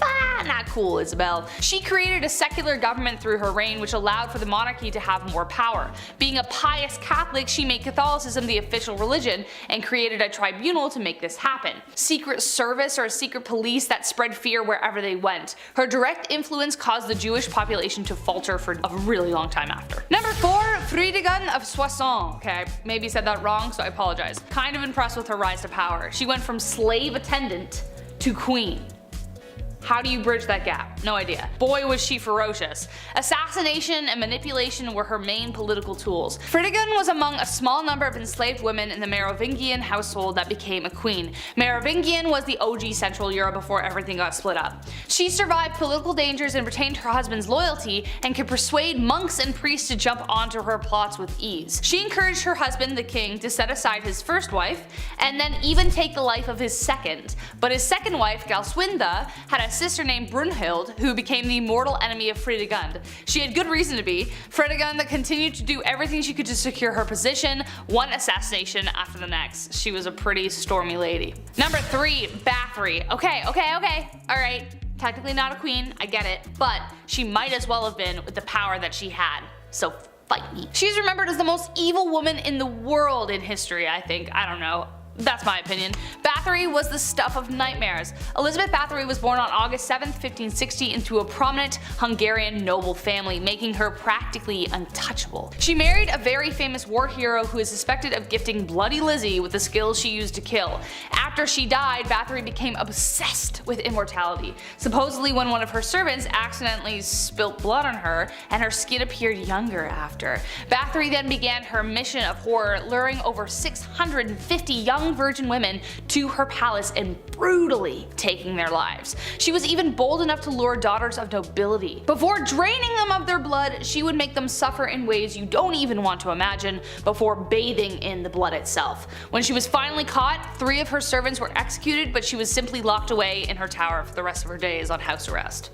Ugh. Number 2, Catherine de Medici, also known as the Serpent Queen. History colors her story as the tale of the evil queen. On one hand, she is remembered for being one of the most powerful French queens in history, and then on the other, she was blamed for the many atrocities that took place during her reign. Her regency was marked by the French wars of religion and the many games Catherine played within them. The Catholics and the Protestants, as previously mentioned, were at war, and she spent a lot of time trying to find peace. Kind of. But she was a passionate Catholic and is believed to have tried to remove a Protestant general from her son's side. When he survived the attack, she lied and convinced her son that the Protestants were responsible, so she scapegoated them. So he authorized taking the lives of their leaders. Enter St. Bartholomew's Massacre. Catherine implicated the general, which resulted in him being the first to be beaten and then tossed out of his own bedroom window. An estimated 3,000 French Protestants were taken out in Paris, but the total countrywide was around 70,000. And last but not least, Bloody Mary, actually known as Queen Mary I of England, so no, I'm not talking about the girl you say in the mirror 3 times so that she appears and you're like, wow, I'm haunted forever. Queen Mary became known as Bloody Mary due to her vicious tirade against Protestants in England during her reign. She even imprisoned her own sister, Elizabeth, who we mentioned at the beginning of this list, due to suspicions of treason. This was unfounded. She bore her father Henry VIII ill will after the stuff he pulled with the church and after having delegitimized her as his heir for a time. After Mary took the throne and married the Catholic King of Spain, she began carrying out her plan for England to become Catholic once again. In 1555, she revived England's heresy laws and began burning offenders at the stake, starting with her father's longtime advisor, Thomas Cranmer, the Archbishop of Canterbury. She burned over 300 convicted heretics, most of them being common citizens, and dozens more died in prison, hence giving her the name of Bloody Mary. Kicking off the list at number 10, Heart of Glass. Alexandria of Bavaria, the royal who believed she had swallowed a grand piano made of glass. I'm not joking, yeah, she was a princess, so not technically a queen, but this is so insane that I had to kick off this list with it. The 23-year-old Bavarian princess was quite the scholar. She was known to enjoy literature, but she equally put energy into convincing those around her that she'd swallowed a piano made entirely of glass when she was a wee child. She grew up afraid that her inner piano would shatter. We have an inner demon, she has an inner piano made of glass. So she would enter rooms slowly and sideways, I'm not kidding, to, you know, avoid cracking that personal piano problem. Just like King Charles VI, he thought he was going to break at any given moment. Saying you were made of glass was quite an uncommon delusion. The victims were more often than not royalty. They had glass, they watched this fancy material shatter in their hands all the time. No wonder, it probably scared them. There's actually a play on this glass delusion. It's called The Glass Piano by Alex Sobler. Quite recent too, apparently it's a blast. Check it out if you have have the chance. We love that. Keep writing plays about glass pianos. This is insane. At number 9, Rosemary's Baby. Back in the days of old, it was very important to the monarchy to have a male heir. Many kings throughout history have been known to get very upset when they weren't given a son to inherit the throne, and they put a lot of pressure on their wives to give them a boy. Why? I don't know. Boys kinda stuck. Anyway, this probably drove a lot of people crazy, but there is at least one confirmed case of crazy baby fever from Maria Eleonora. She kept trying to have a baby, but when she finally got pregnant, everyone was hoping for a boy. Unfortunately, the odds weren't in her favor, and she gave birth to a little girl instead. People knew that Maria would get absolutely triggered upon learning of her baby's gender, so they kept it a secret from her as long as they could, but eventually they had to tell her, and Maria was pissed. She really went looking for that receipt to return that baby and get a refund, or at least a store credit. When she found out the baby was a girl, the queen reacted by saying, quote, "Instead of a son, I am given a daughter, dark and ugly with a great nose and black eyes. Take her from me, I will not have such a monster." End quote.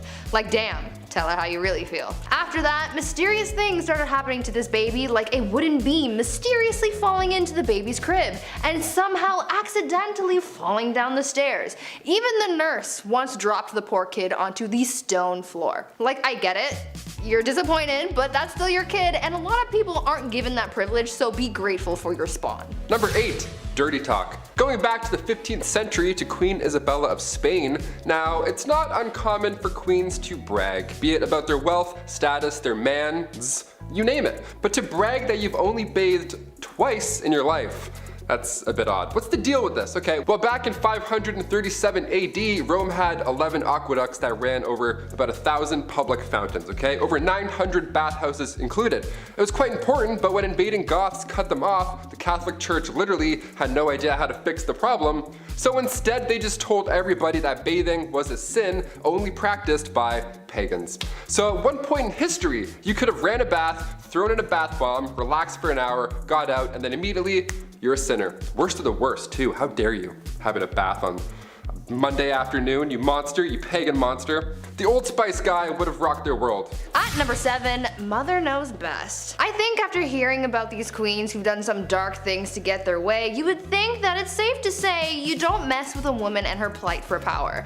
Unless you want to end up 6 feet under, that is. One Roman Empress, Julia Agrippina of Rome, was pretty spoiled already. She lived a lavish life, her husband was the emperor, and she had a family. But that just wasn't enough for her, and she wanted it all. Julia was quite ambitious, and she spent most of her early life trying to dethrone her predecessors. She believed that she and her son had a claim to the Roman throne by birthright, and so she bamboozled her way into royalty by tricking her uncle Claudius into changing Roman law so that they could get married. Ew. Suddenly though, after they got married and she became empress, Claudius died, and most people think that Julia had something to do with it. That's likely the case. She and her son Nero went on to rule Rome from 49 to 54 CE.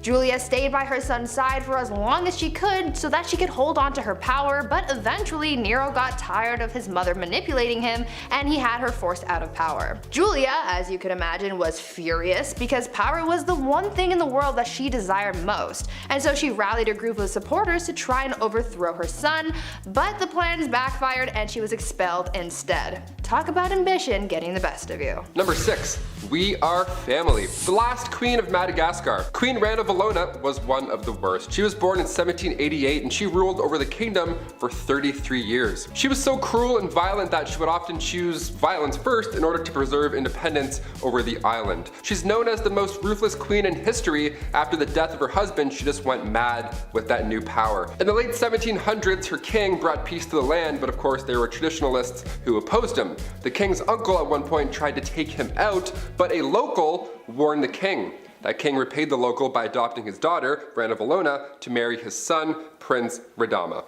Now, when her prince was alive, they didn't get along at all. And then come 1810, the king passed away, giving Rana Lova the promotion of a lifetime. It's also theorized that she poisoned him too, so that's horrible.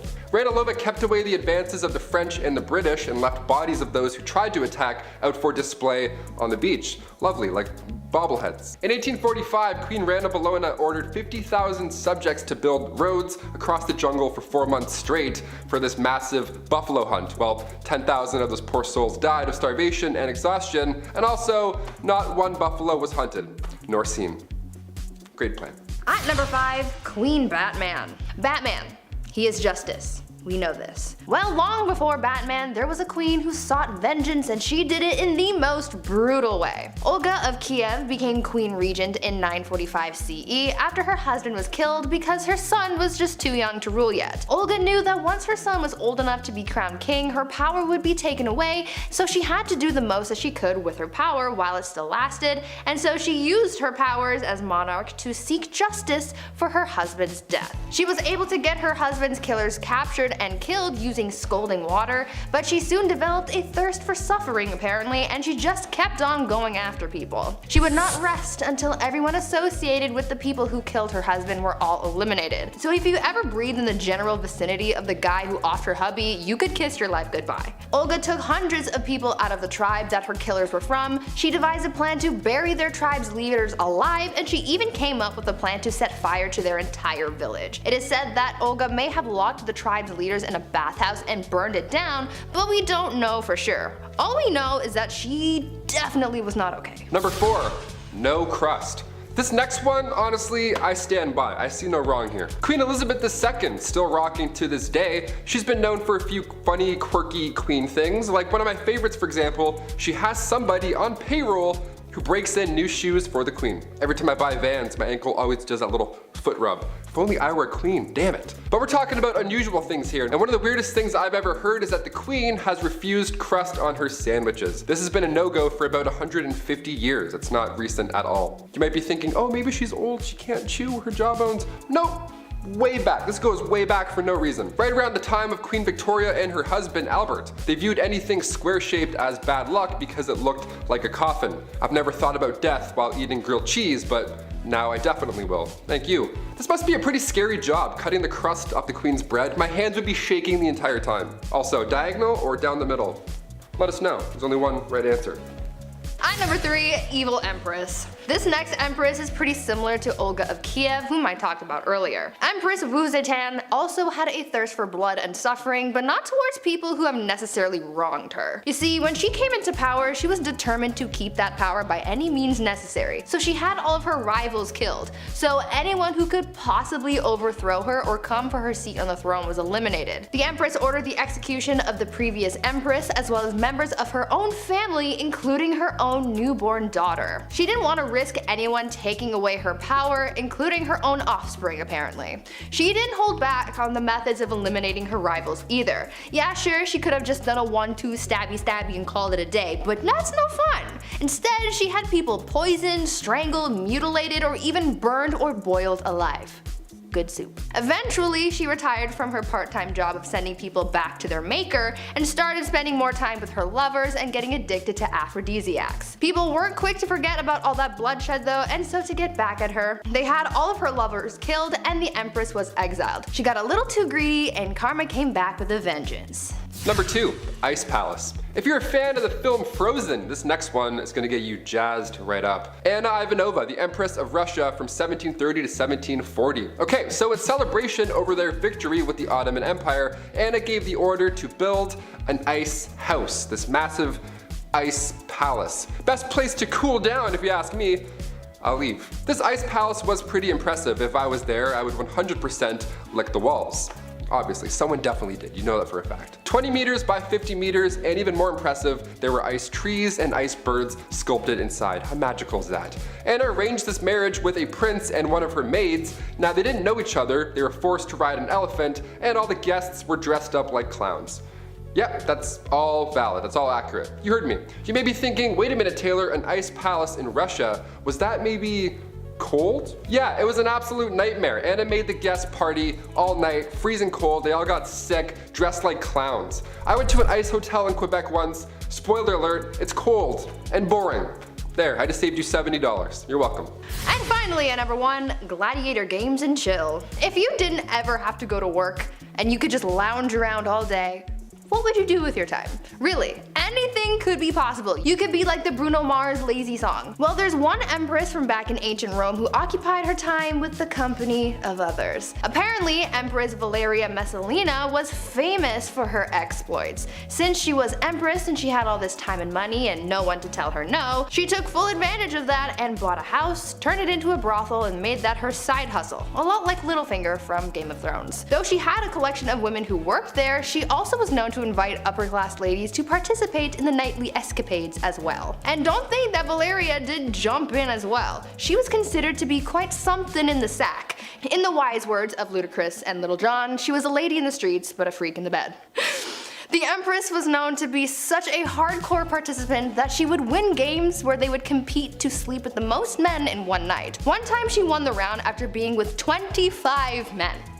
One night. She did the absolute most, but at least she was having fun. Number 10. Girl Troubles. Maria Eleonora of Brandenburg was a kind and loving mother, so long as you were a boy.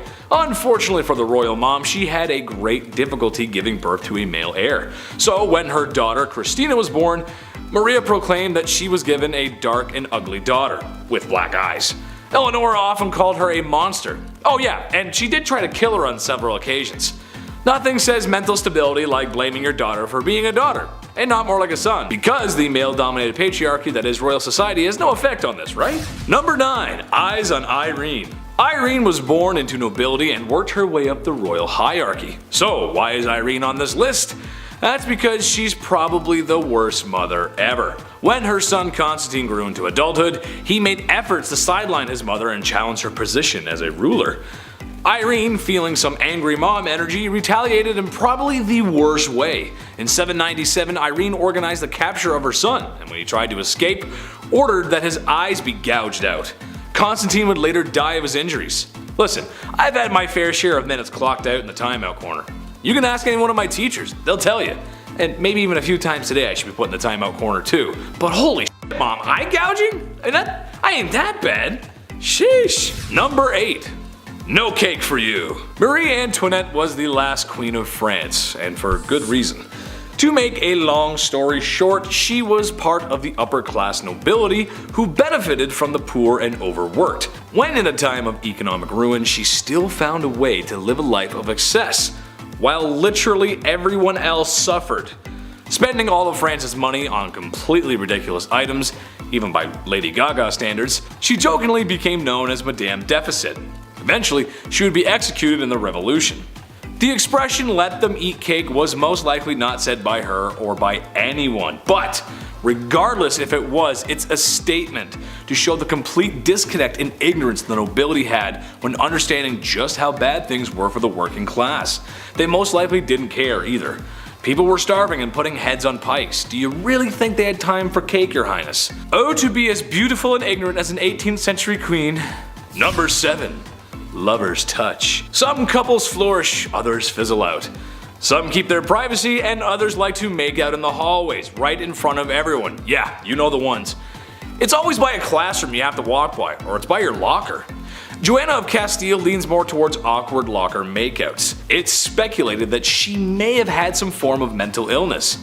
After her mother fell ill, she was reported not to be eating or sleeping, which doesn't sound that bad actually.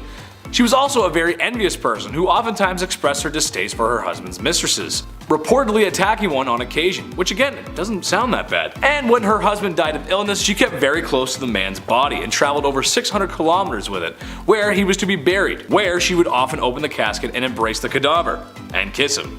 Oh, okay, that's where the unholiness is, gotcha. I know medical knowledge wasn't great, but if your husband died of an illness, you couldn't seriously think that kissing him was a good idea. This is like the third royal I've come across that has a fixation on corpses. Sometimes you just gotta let the dead be dead, man. Number 6, who you gonna call? Queen Maria I of Portugal might have actually been insane. And no, not like come on down to my local car dealership, these prices are insane, more like the Joker on a magic white powder that shan't be named just in case. I don't want to make you too big angy. She was known for ranting and raving, screaming that she had been damned. Perhaps it was phantoms of the night demonizing the poor soul. In attempts to cure her madness, such advanced scientific treatments like bloodletting and enemas were tried in order to cure her. The enema kinda makes sense. Maybe she's a little blocked up, it happens, I don't know. There were other attempts to cure her of her madness, but nothing seemed to work. While her first years in power were good, no one was ready for what they got afterwards. Hi, yes, I'm calling from the royal court. We think the queen needs an exorcism. Yeah, we tried that. Yeah, we tried that too. Yes, and we did try the tried and true method of enema, yes. How soon can you get here? Oh, okay, perfect. Yep. Yes, I am available between the hours of 8 to 5. Number 5. A2 Brute. Agrippina of Rome was like many mothers, in the sense that she would do anything for her kids. I'm sure every mom at home watching would scheme and slaughter their way through Roman nobility in order for her son to become emperor, right? I mean, come on, it's for the family after all. She only did it a few times, and seized the wealth of nobles, which further solidified her powerful position. And her son, her beautiful baby boy Nero. How did the young lad return the favor of all this bloodthirst and treachery? Like mother, like son. Chose to fatally remove her of her power. What a nice family story right there. My mom usually just makes turkey with the stuffing, but maybe I can ask for the Roman throne this Christmas. Mom! Number 4. Revenge. Boudica was the wife of a man who had spent his time serving the Roman Empire. So when a deal was altered Darth Vader style by the Romans over what would happen to her husband's kingdom, she was pissed. Karen pissed. To be fair, she did have a point. They did unsavory and unholy things to her and her daughters. Plus, the Romans totally lied about not annexing their kingdom. Okay, so now it was time for some revenge. She gathered all the people she could and went on the attack. The Romans surprisingly did not fare that well. Boudica was having such good luck she decided to burn London down. Of course, no civilians were harmed in the process. I'm just kidding, a lot of people probably didn't do too well as humans can't live in fire. Sure, she was owed some revenge, but burning down a whole city? That's a lot. The Romans did eventually catch up, and she was forced to drink poison in order to avoid capture. She is remembered as somewhat of a hero to some. Number 3. Girl power. Tamar of Georgia was a woman who didn't take kindly to men questioning the rule of a woman, as you would wind up dead. She is noted for having a hand in the golden age of Georgia. Funny enough, she was made a saint, even though she vanquished all the Orthodox clergymen at the time for also questioning her rule. Her husband aided in conquering more land, but when he couldn't keep it in his pants, she banished him and remarried. You go, girl. You commit acts of unholiness and stand up for yourself. Number 2. Serial killer? Daria Saltkova was not necessarily a queen, but she was Russian nobility. She had strong connections with the royal court and other Russian nobility. She was also very unholy. Now, maybe you can blame it on her being widowed. Maybe she's just crazy. But her actions were sadistic. She's noted for having severely tormented her serfs and would straight up just kill them, with numbers reaching at least 138. At first, complaints about family members disappearing after working for her royal nightmare were ignored. She was just too powerful and connected. Eventually, a petition was put together and shown to Catherine the Great, where it was decided Daria would be tried publicly. She spent 1 hour in a public space in Moscow where people scorned her for her crimes. She was then sentenced to prison where the rest of her days were spent. She is also at times compared to Elizabeth Bathory, who committed similar non-nightmare inducing crimes. Just kidding, they were an absolute nightmare. Number 1. Her Royalness Queen Elizabeth II. Queen Elizabeth II may be the modern Queen of England, but that does not make her free of controversy and unholiness. If you are to believe in conspiracy theories, then perhaps old Blighty had a hand in a few things that to a normal person would be considered immoral. The death of Princess Diana immediately comes to mind, as there is some evidence to suggest the family is behind it, and her being the queen and all, it's easy to make the connection. But perhaps the most unholy crime ever committed, apparently the queen likes her sandwiches with the crust cut off. Imagine all the extra time needed to trim the crust off every sandwich. I want to talk to HR just thinking about all the extra work. But maybe you can cut the crust off of mine? Don't tell anyone though. Okay, thanks. Number 10. Irene of Athens. First off, it's safe to say that all these people were a little spoiled. Like the royal family times 1,000. When you're named after cities, you were like rich. Irene of Athens was Byzantine's empress to Emperor Leo IV and co-ruler from 792 until 797, mother to son Constantine VI, and sole ruler of the Eastern Roman Empire. Yeah, that's quite a resume, Irene. The quote, untimely death, okay, of her husband caused the throne to fall to her.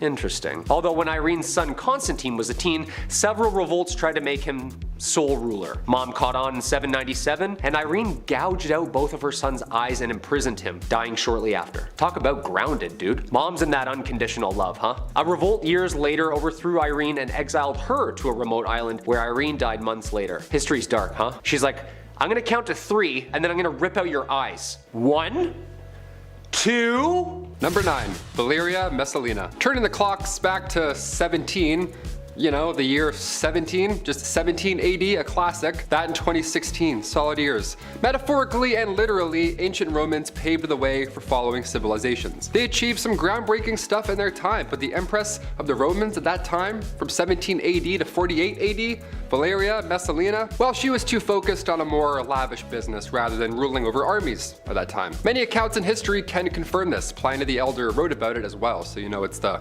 real deal. Valeria, she owned a big, fancy house where ladies of the evening would come and go. She made a lot of money. This is where the finest ladies who weren't even involved in that kind of lifestyle or that kind of business, this is where they changed their minds. Know what I mean? It was a big deal. She was changing the game. Because of Valeria and the operation she was running, sometimes Valeria herself would participate in these games. Yeah, contests, if I may, to see who could tango with the most people in one night. Yeah, Valeria hit 25 in one night, so yeah, I'd say she ruined a few parties, for sure. I mean, her husband, Emperor Claudius, would at least agree, no? Number 8, Catherine de Medici. Catherine de Medici was an Italian noblewoman born into a famous family. She was Queen of France from 1547 to 1559 with marriage to King Henry II, and mother of 4 future French kings, Francis II, Charles IX, Henry III.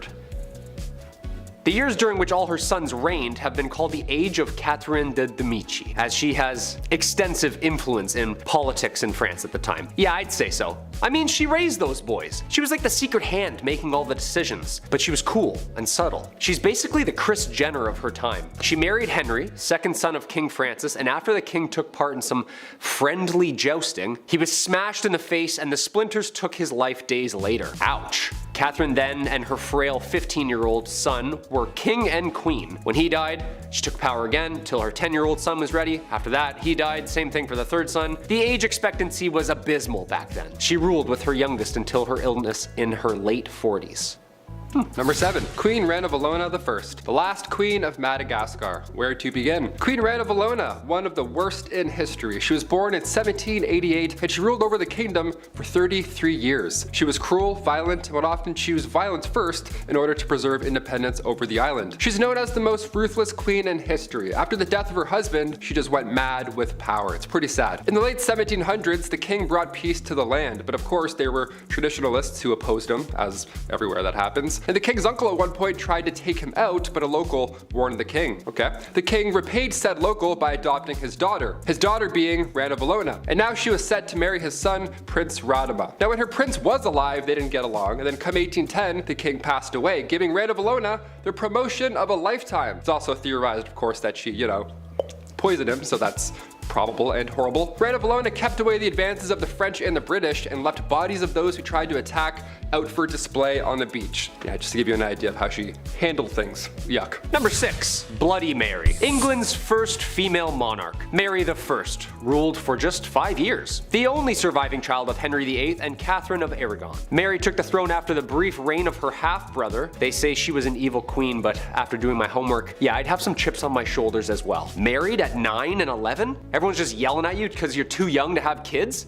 Yeah, that's awful. She was promoted and demoted so many times, no wonder she did what she did. Every time she was close to the throne, all of a sudden her family tree was just like rearranged by law. Her dad decided to go down the other family route. Nice, nice. She's infamously remembered for burning 300 English Protestants at the stake, which earned her the nickname Bloody Mary. Her brother found a loophole with religion, so she was like, oh, okay, yeah, go ahead. Yeah, light him up. She's also famously remembered as teaming up with her half-sister Elizabeth I and ruling together as sisters, making them the first 2 British queens. She was spoiled from birth, but she's kind of a badass. Anyone that did her harm, past or present, they were either sent to the Tower or the chopping block. Checkmate. Number 5, Empress Agrippina. Continuing on from 48 AD, The next leading lady in charge of ancient Rome was Julia Agrippina. And right off the bat, she was already spoiled. Yeah, she lived a lavish life. Her husband was the emperor, of course she did. She had a family, but still, that somehow all wasn't enough for Empress Agrippina. And she wanted more. Julia was quite ambitious, and she spent most of her early life trying to dethrone her predecessors, of course, as one would. She believed that her and her son had a claim to the Roman throne by birthright, so she lied her way into royalty by tricking her uncle Claudius into changing Roman law just so they could get married. Yeah, love it. Gotta change the rules, I guess. We can do that? Okay. Suddenly though, after they got married and she became empress, suddenly, just out of the blue, oh no, Claudius passed away. Crazy. Most people think Julia had something to do with it. That's likely the case. The Empress and her son Nero went on to rule Rome from 49 to 54 CE. Julia stayed by her son's side for as long as she could so she could, hold on to that little bit of power, but eventually Nero got tired of his mom talking over his shoulders. He's like, you know what? No, you go to your room. How does that sound? Nero then had her forced out of said power, and Julia, as you could imagine, was furious because power was the one thing in the world she desired the most. And so she rallied a group of supporters to try and, overthrow the power, but plans backfired and she was expelled instead. Yeah, I'm watching a lot of Survivor right now. In Survivor, we call that a blind side, Jeff. Here we go. I'm so sorry. I'm sorry, Ptolemy, I had to. Number 4. Diane de Poitiers. Diane de Poitiers was a French noblewoman. She held power and influence as King Henry II's royal mistress and advisor until his death. And at the tender age of 15, Diane was married to Louise de Breze, the much older and grandson to the King of France. They had 2 daughters, Francois and Louise. After his death, she took interest in another very powerful man, her childhood crush, friend, and the new king. Henry married to Catherine de Medici. Wait, like that? Catherine? Yeah. Oh yeah, talk about a bizarre love triangle of power. After he got clocked in the face and died in a jousting accident like I said before, Diane adopted the habit of wearing black and white for the rest of her life. Queen Catherine de Medici soon assumed control though, restricting her access to the royal chambers from Henry's deathbed and not even allowing her at the royal funeral. I mean, she's a married woman. Wives and their husbands' mistresses. Copying her style, stealing her man and her crown, she was exiled, comfortably. Like early rich retirement. Spoiled. What do you think? Number 3, Princess Margaret. Princess Leia wasn't the only rebel, okay? Princess Margaret, I have to mention. She partied with rock stars during the 60s, okay? I'm not gonna leave her out of this list. The Queen's younger sister was known as the rebel princess. She was seen for years and years as this badass, I guess, in the media, whatever. She passed away in 2002, but even to this day, we're trying to piece together her love life. Yeah, Pablo Picasso actually wanted to marry the princess. How fun is that? Also, I didn't realize how recent Pablo Picasso died. That was alarming. That was a wake-up call. Guess my whole life's a lie. Sick. Hit that thumbs up button if you also agree that Pablo's more recent. Insane. Her wedding was the first to be aired on TV, okay? She was a big deal. The first televised royal wedding took place on May 6, 1960. Now, in 1968, word had spread that the princess had an affair with nightclub pianist Robin Douglas Home, who just a year and a half later sadly took his own life. And then come 1973, paparazzi got photos of her with a landscape gardener on her private island. Ooh la la. Big zoom on that one. One of the more unusual facts surrounding Princess Margaret was that she was cremated. Yeah, she had chosen to break tradition so that her ashes could be shared in the same tomb as her father. Yeah, how dare her decide what she wants to do with her body post-death. Number 2, Cleopatra. Talk about spoiled. Cleopatra Philopator was queen of the Kingdom of Egypt from 51 to 30 BC and its last active ruler. From both Roman and Egyptian blood, Cleopatra accompanied her father, Ptolemy XII, into exile to Rome. But after a revolt in Egypt, his rival daughter, Berenice, claimed his throne. Ooh, siblings, am I right? What are you looking at? Berenice was killed in 55 BC when Ptolemy, her, and Cleopatra's brother returned to Egypt with a Roman military and took revenge. Yeah, more siblings. When dad died, the reign of Cleopatra and her brother Ptolemy XIII was born, and short-lived, because arch nemesis Julius Caesar and him kinda hated each other. And yet, another war. Cleopatra sided with her brother's foe this time. Yeah, lots of switching sides back and forth, huh? Not a lot of loyalty in these families. I don't know. Eventually she cheated on him with Mark Antony, resulting in yet another war. After Antony was defeated, it led her love to take his own life out of shame and guilt. When Cleopatra found out about this, She poisoned herself following him into the afterlife. Yeah, that's loyalty. That's true love. The OG Romeo and Juliet. Also, Shakespeare does a wonderful show around the affairs and power of these two. Eternity was in our lips and in our eyes. Antony, Act 1, Scene 1. That's beautiful.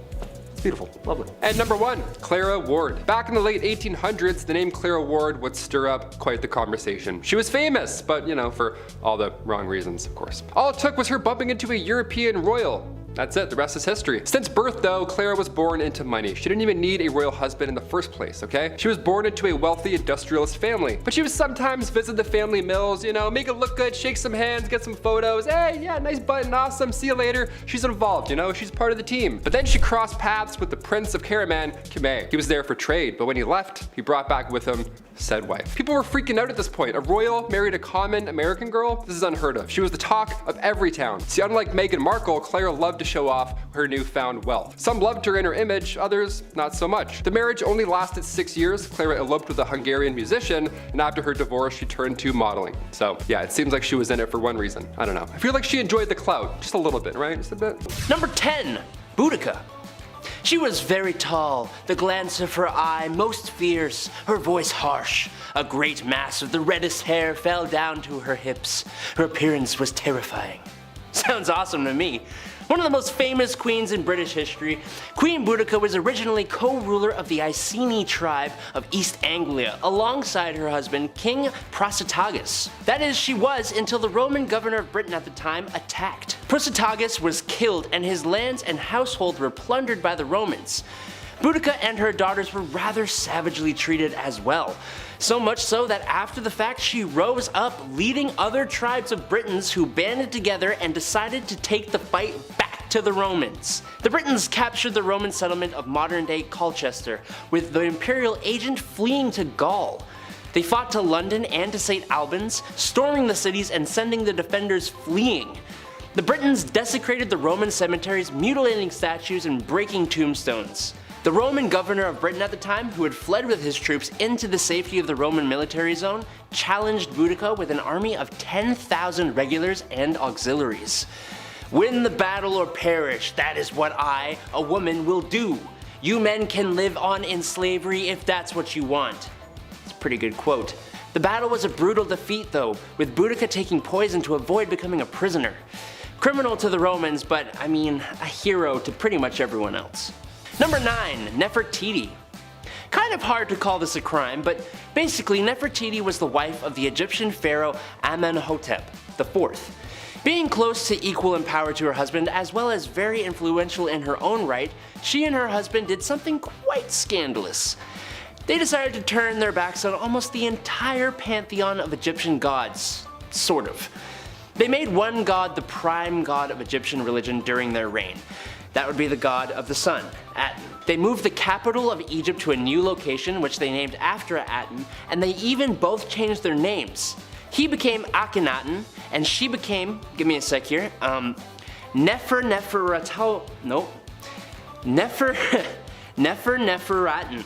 Nefertiti.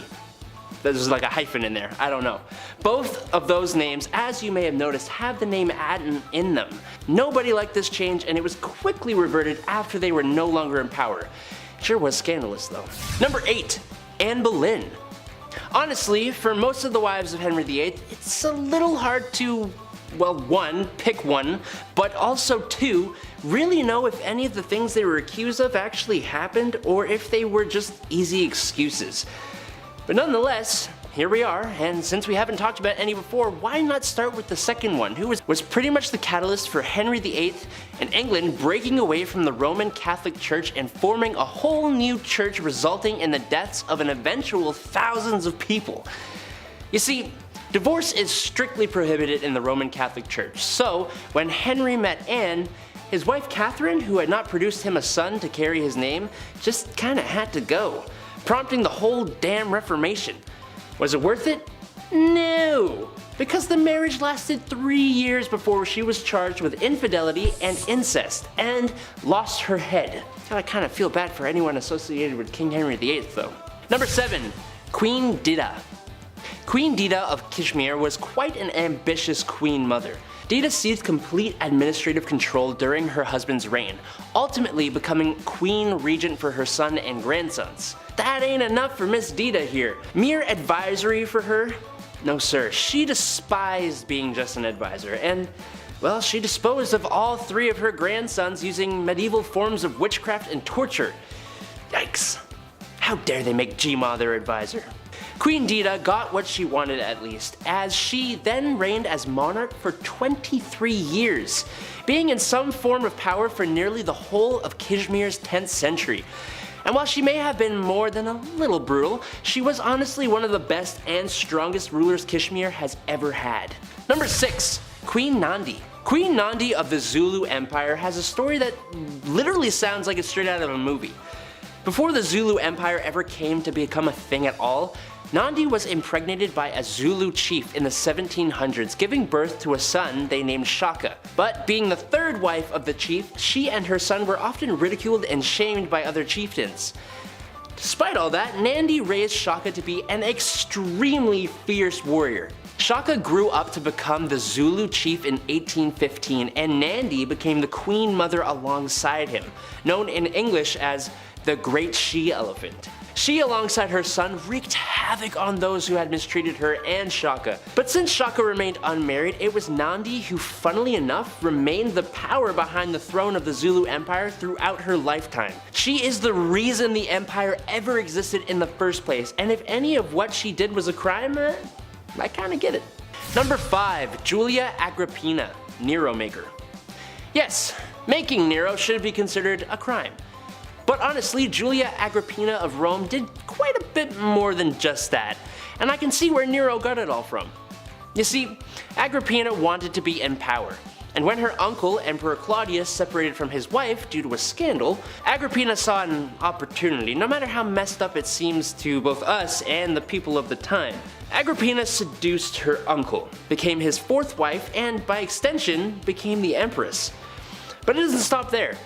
She manipulated her uncle husband into making her son Nero heir to the throne, and set up a marriage between Nero and her daughter-in-law Octavia. It's even rumored that she poisoned the food that ended her husband's life, allowing Nero to rise to power, which really bit her in the butt when Nero had her assassinated. What is this crazy family? Good God. Number 4. Queen Theodora. Queen Theodora was scandalous before she even became queen. She was involved in theater from a young age, and one of her most well-known character portrayals involved her stripping down to next to nothingness. But her acting career slowed right down when she met and married Justinian I, who was the heir to the throne of the Byzantine Empire. The two of them were as thick as thieves and ruled together, but that doesn't mean she didn't have a knack for dispatching of those who threatened her position. She was scandalous, but she did way more good than she did bad. She set up houses for ladies of the night, worked for women's marriage and dowry rights, and banished brothel keepers from the Byzantine Empire. She was also a huge supporter of monophysitism. I hope I said that right. She's even considered a saint in the Eastern Orthodox Church of the modern day. Killing it, Theo. That's kind of a bad joke, actually. Number 3. The Great She-Wolf of France. Queen Isabella of France started off her queen life married to Edward II of England, who preferred the company of men to his own wife. This is obviously a precarious and possibly extremely frustrating situation to find oneself in, but she kept it bottled up and even gave birth to a son, Edward III. Until it all came to a head when her husband found a new favorite. She visited France and had an affair with Lord Roger Mortimer, an exile from England. But the better twist came when Isabella, alongside Mortimer and a mercenary army, invaded England, took the throne, and she became queen regent for her son Edward III until he came into power. She also was probably responsible for the dispatching of her husband Edward II while he was captured. Eventually her son would come into power, and she was imprisoned for 2 years before being allowed to live a quieter life in retirement. Number 2. Queen Fredegund. I was constantly double taking almost the entire time I was reading about this woman. She was crazy ruthless, and all seemingly for the betterment of both her bloodline and the Merovingian kingdom. She became queen in the 5th century, marrying King Chilperic, and organizing the death of Queen Galswintha and sending Queen Odovera to a convent. When Brunhild, a big enemy for the king, and sister of the late queen, swore vengeance on them, Fredegund brutally destroyed Brunhild's husband and sisters, destroying them as in that kind of thing. The queen also made sure that all of the other heirs to the throne stopped breathing, making it a sure thing that her bloodline would occupy the Merovingian throne. Her son, Clotaire II, was only a baby when the king met his end in 587, so, of course, this ambitious queen rose up to power, fighting battles, quelling rebellions, and ensuring the smooth running of the Merovingian kingdom in her role as queen regent. She met her end in 597, 10 years after her husband, but Clotaire II continued in his mom's footsteps, having Brunhild and all her descendants removed from existence, resulting in 20 years of peace. So it's good. Number 1. Cleopatra. A list of scandalous queens would not be complete without one of the most well-known and famous rulers in history. Cleopatra VII Philopator was the last pharaoh Egypt ever had, reigning from 51 to 30 BC. Her life was full of scandal. When she first came into power, she was co-ruler with her husband and brother, Ptolemy XIII. But that didn't last very long, as the two did not see eye to eye, and it started a huge civil war in the country. At the same time, a conflict from Rome made its way to Egypt as well, resulting in Julius Caesar allegedly being seduced by Cleopatra and helping her end her brother's life. And again, being co-ruler with another of her brothers, also named Ptolemy, and ending the life of one of her sisters. She was also having an affair with Caesar and even produced a son with him, who became co-ruler with her after Caesar's death and after her other brother was seemingly assassinated. I'm so glad I was not a part of these families. Just death and betrayal everywhere. She then went on to seduce second Roman triumvirate member Mark Antony and sided with him when Octavian and Mark Antony engaged in the final war of the Roman Republic, which Antony lost, fighting with and alongside him until she poisoned herself to avoid being paraded through Rome and executed by the victorious Octavian. Number 10 in our countdown is Julia Agrippina. When the Emperor Claudius's wife, Melissina, became entangled in an adultery scandal, the power position of the Roman Empress was suddenly wide open in the year 49. Julia Agrippina, exiled for a conspiracy against her first husband and widowed from her second that she was believed to have poisoned, concocted a scheme. In an outrageous maneuver, she seduced her own uncle Claudius to become his fourth wife. She didn't stop there, however. She then had her uncle husband make the son she had had in her prior marriage, Nero, his heir by marrying him to his own daughter from his previous marriage. Whew, now that's quite a family tree. Taking the title Augusta, she maintained a stronghold over political and household affairs, considering herself a co-ruler to her husband. After Claudius died from eating poisoned food, which is how her prior husband died, so make the connection there, Nero became a Roman emperor and would forever change Roman history in his time of rule. However, Agrippina could only hover above her son for so long, and his annoyance of her invasiveness grew. Nero chose to assassinate his mother with a trap, a boat set forth on the Bay of Naples designed to sink. But when it did, she swam ashore. Nero changed his plans and had his soldiers invade her summer home to do the deed instead. Number 9 in our countdown may be one of our most badass queens, Empress Theodora, from street busker to top dog. Syrian-born Theodora starts her journey as an actress, dancer, and mime alongside her two sisters in the late 400s, something she abandons by age 16 to be a mistress to a Syrian official, and she travels much of North Africa with him before his maltreatment and temper made her settle down in Egypt alone, where she took up wool spinning. It was here she met Emperor Justinian and the two fell in love, and after Justinian changed some laws so that they could marry, they began co-ruling the Byzantine Empire together. So, what made her mad, you may ask? Her ideals and the smearing that they led to through history. She was historically known for supporting religious freedoms, women's rights, and the education of the masses. Her decisions, which reflected her opinions, led to the Nicaea riots of Constantinople. She intervened and was able to persuade her husband to stay.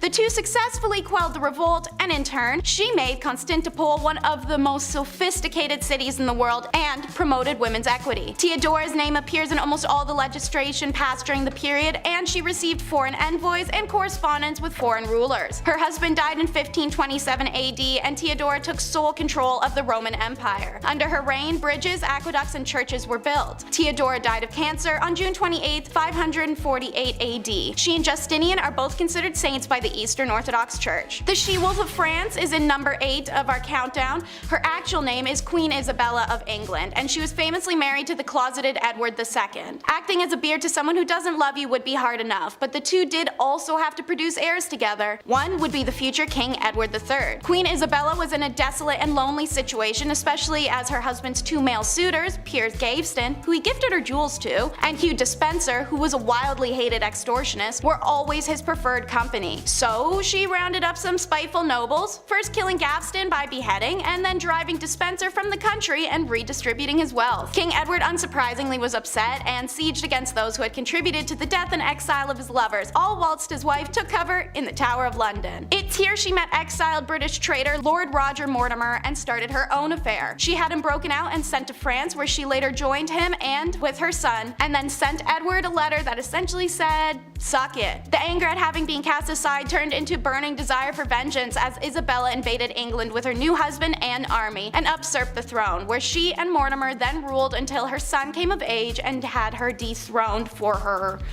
violent tendencies. She died 28 years later in retirement, and Edward III later went on to rule England for 50 remarkable years. Maria the Mad comes in at number 7 of our countdown. She was just 16 years old when she became the Princess of Brazil and the Duchess of Braganza, then their queen following the passing of her father. Brazil changed from just a Portuguese colony to a large kingdom. Brazil, the Algarves, and the United Kingdom of Portugal are 3 famous formations recorded under Maria the Mad and her son. After the death of the queen's husband/uncle in 1786, however, there was a noticeable decline in her mental health. 1788 saw the passing of her daughter, newborn son, and her closest confidant. By 1792, after the passing of her eldest son a year prior, Maria seemed to be experiencing a combined symptoms of hallucinations, depression, and anxiety, all resulting from mass traumatic losses. It evolved to later include religious mania and melancholia. She started avoiding court gatherings and social or royal obligation. It was then her treatment went to Dr. Francis Willis, who tried straitjacketing, blistering, and ice baths, none of which were helpful for obvious reasons. After treatment for more than 5 years, he declared the disease was incurable. By 1792, Maria was no longer a capable ruler and deemed insane. Courts pushed her son John to take over the government ruling, but he delayed until he finally took the throne in 1799 for a truly tragic reason. There was just no longer any possibility that his mother would ever recover her senses. If the nickname Maria the Mad wasn't already taken, then this next Maria named monarch would have snatched it up. In at number 6 is Maria Eleonora of Brandenburg. Maria Eleonora was born in 1599 to Prince of Brandenburg and Anna, Duchess of Prussia. She grew up pampered, and Maria Eleonora was the it girl of the 17th century. All powerful monarchs fell over themselves to marry her. While she was dismissive of the 22-year-old Swedish King Gustav Adolphus initially, in 1620 she changed her tune as she'd apparently fallen in love with him practically overnight. And so they were married. With the king so frequently risking his life in battle, it became imperative that his wife produce a male heir, so Maria had to hanker down and focus on the baby-making business. Maria experienced 3 stillborn children consecutively before the successful birth of her daughter in 1626. It was a rare break in battle, so her husband was there to excitedly greet his daughter. Maria, however, had a very different response. Her baby was born with the condition fleece lanugo, a condition where hair covers the body of a newborn. Her infant was enveloped from its head to its knees, leaving only its face, arms, and lower legs visible. Maria was horrified, claiming to have birthed a demon, and rejected her daughter for the decade to come, even after losing her husband in 1632 Battle of Lutzen. And while everyone mourns their own way, it's easy to say Maria really took it up a notch. She forced their daughter to sleep in blacked out rooms and reportedly hung King Gustav's heart in a golden casket on the ceiling above the bed, making the girl sleep directly under her father's blessed remains. In 1633, Maria Eleonora returned to Sweden with her beloved's embalmed body. She refused to bury Gustav for more than a year, reportedly embracing and caressing the decomposing king. Maria's story continues to become more demented with time, and her daughter grows to become her caretaker, especially when troublesome Maria runs away to Denmark permanently and her daughter's left to become the queen and pay her mom's allowance to Danish royals. Awkward. Number 5 may have not gone mad, but it was her favorite emotion, Empress Anna of Russia. She is remembered as a horrible and spiteful child with a cruelty streak. Young Anna was reported to be mannerless and vulgar. So when her father, who experienced a stroke shortly after her birth that left him handicapped, handicapped, passed away, her very traditional mother attempted to raise her in classic elements of strict religious femininity, so she may be a quiet and obedient woman. Anna had other plans. She hunted animals, kept guns and swords, and terrorized other children as well as the commoners. This behavior was all a massive red flag for some of the crazy things she'd do later in life when granted power and the means. Anna's only husband ever was Frederick Williams, who at their reception indulged a little too heavy on alcohol and gave him a hangover so wicked that 3 days later he just died. In 1730, her uncle Peter the Great passed. The Privy Council turned her into the Empress of all of Russia since she was widowed and childless, which was assumed to cause less trouble. The joke's on them because she turned around and immediately abolished the Supreme Privy Council and re-established the autocracy. Now, she had the sole power, and while she made some serious political waves, Anna also made some strange choices. She has a serious vendetta with Peter the Great's daughter Elizabeth, her cousin. Elizabeth was a better looking, younger, and also a rival for her throne. So she ruined her life. No nobleman could marry Elizabeth. If Elizabeth chose a commoner, the Empress would strip her of her titles and her claim to the throne. When Anna found out about Elizabeth's side piece, the unhinged Empress ordered her men to cut out his tongue and exiled him to Serbia. Anna even woke up one morning and decided to force Prince Mikhail to marry her lower-class older maid as a joke. After the ceremony wrapped up, Anna placed the Prince, Mikhail, and the maid in a cage, dressed them as clowns, and paraded them on top of an elephant to an ice palace she had constructed for their honeymoon. In the extreme cold of Russia, she reportedly advised them to get to doing the dirty with each other if they wanted to keep their bodies warm enough to stay alive. Maria Eleonora wasn't the only queen who couldn't give up on a dead relationship, pun intended. Number 4 is Joanna of Castile. Never meant to be a princess, let alone a queen, Joanna earned her title and nickname Joanna Lauka through unfortunate means.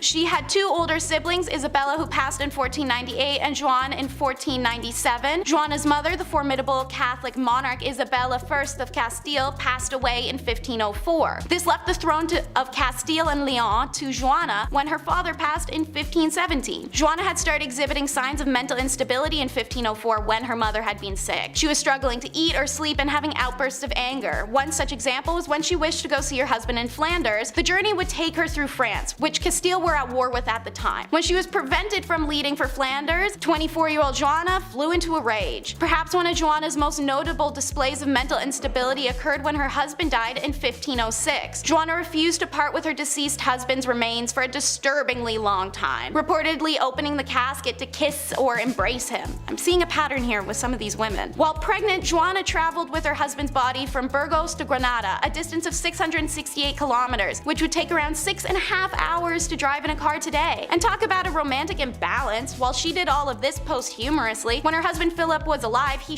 talked Joanna's madness to anyone that would listen and completely discredited the woman. In 1509, Joanna was placed in the royal monastery/convent of Santa Clara in Tostillas, Castile, by her son Charles, who also forbade Joanna to have any visitors until her passing. The most recognizable name on our list is Marie Antoinette, who is number 3 in our countdown. Married at only 14, Marie was known to have lived an opulent lifestyle, but there was a lot of conspiracy and debate about the young woman. She was performing what she knew her royal duties to be, and she was known for not always being the most educated. She started the trend of riding donkeys and the worldwide trend of feathered/stuffed bird hats. She even once had an entire miniature village created with functioning shops so that she and other elites may dress like commoners and experience living lower status. Marie was misguided and young, but she was also the victim of an incredible smear campaign. She was accused of having ulterior motives constantly, supplying the Austrians with military plans or siphoning millions of livres of treasury money to Austria. It was the tales of sexual deviance that were the most damaging though. Alleged to have had orgies, laid with commoners, or even have sex with her own ladies-in-waiting. Her most offensive accusal was thrown at her in trial before her famous decapitation, where she was accused of committing indiscretions with her own child, Louise Charles. With such a vast array of accusations against her, not one of which was supported by any concrete evidence, the trial was a formality, conceived merely as a step towards completing the revolution. Marie Antoinette was declared guilty and executed only hours later at the age of 37. Speaking of sexual deviance, meet Queen Anna Nzinga, who is number 2 in our countdown. Queen of what's now known as present-day Angola, Anna took the crown when her brother passed away. Being Queen of Angola was hard work. Anna managed to keep the Portuguese invaders out for over 40 years alone. So how would you, a tough and titanous queen, decompress? Why, by building a harem, of course. Anna collected the men she found to be the most attractive warriors in her region, keeping a harem of 50 to 60 men close at hand for whenever she, well, wanted to romp in the sack. Spending a great deal of her time strategizing around battlefield, in men's apparel, some historians wonder if that's why she required the men in her harem to dress as women. Now, Anna didn't have time to deal with picking who she was gonna sleep with every night, so she devised a unique system. Anna would just have the two men who desired her the most that evening fight to the death every night and then bed the winner. The next day, the winner still loses as she would have them executed. Anna disbanded her harem at 75 when she took on her teenage husband, cementing her status as not only a serious badass who liberated her people and established dominance in an era of men, but also as a cougar. The next queen fought her way to the top of the countdown. Number 1 is Queen Rananavola the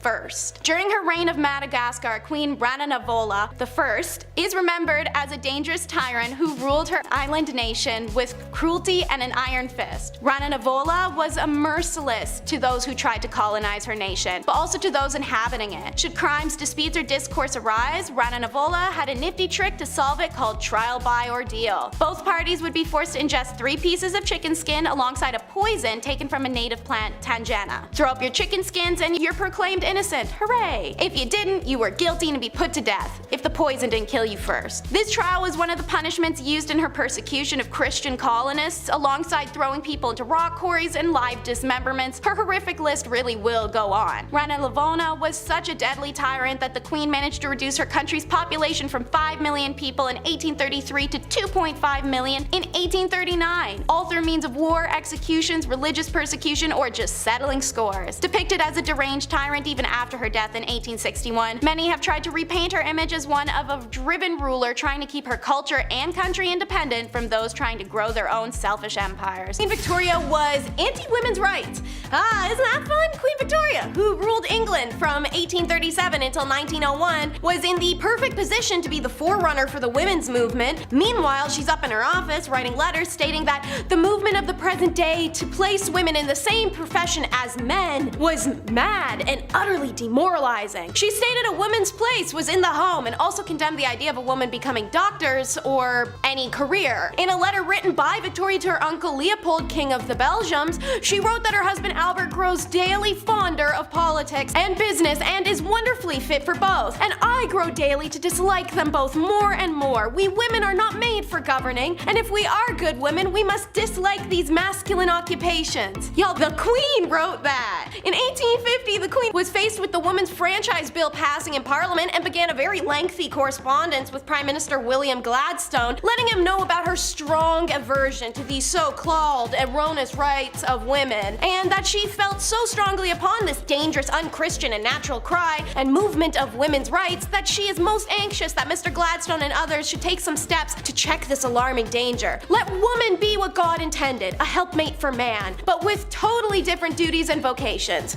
Yeah, it didn't age well. And if you're doubting me, let's take a look at this petty beef. Queen Victoria was not for the girlies. She was a bitter and jealous B-word a lot of the time and over many different things. One was Lady Flora Hastings, lady-in-waiting, but also very close friend to Victoria's mother, who in 1839 presented herself to the Queen's dock with abdominal pain and a severe gut swelling. Lady Flora had been part of the royal household during Victoria's upbringing when the young heir to the throne was subjected to a strict system of rules and regulations that left her isolated and unhappy. The Queen still harbored that grudge against Flora because of her association with this bleak time and also her mother, who Victoria had serious mommy issues for. Anyways, Flora was unmarried, so the immediate visual symptoms led to an assumption she was preggers, out of wedlock. Demon-ass Victoria revels in this opportunity, and she has former governess Baroness Zhan obligingly spread the rumor that Flora is pregnant. Since Victoria suspected the father was a much-hated guardian from her childhood, Sir John Conway, she threw that into boot. Hastings is publicly humiliated, forced to protest her innocence, and undergo a gynecological examination, which proved in fact she was not pregnant. Her swollen stomach was due to advanced liver cancer, and she died a couple weeks after. Conroy and others spearheaded a press campaign to slam the Queen and her fellow conspirators for smearing and defaming the Lady Flora. It dented the young Queen's popularity, and at Flora's funeral 2 months later, the people quite literally dented her carriage when they stoned it. A lot of hypocrisy, especially from a woman of many lovers, one of whom was very obviously John Brown's scandal. The worst day of Queen Victoria's life, the day her husband Albert died. The second worst day of Victoria's life, when her loyal servant John Brown died. John Brown served as the Queen's constant companion, and he pledged to be with her always. After the death of Albert, Victoria relied on her devoted manservant from Scotland for everything. Victoria's children referred to him as Mama's lover, naturally due to the fact they slept in adjoining room. Heated gossip naturally naturally made its way around, why Brown's shocking informal manner with the Queen and his high-handed, rude ways with other royals seemed to suggest his closeness with Victoria, in the words of one contemporary insider, was contrary to etiquette and even decency. Speculation that the two secretly wed came out when the Queen's chaplain claimed on his deathbed that he performed the ceremony. There was also talk of 3 additional hidden children. Premarital relations between John Brown and Victoria, or possible marriage, it's never been proven. However, when Victoria died, she requested a photo of him be placed in her coffin, along with a lock of his hair, some of his letters, and his mother's wedding ring he had gifted her. When Victoria died, her son Edward had any statuary destroyed or removed that talked of Brown. He also had 300 letters of his mother's burned.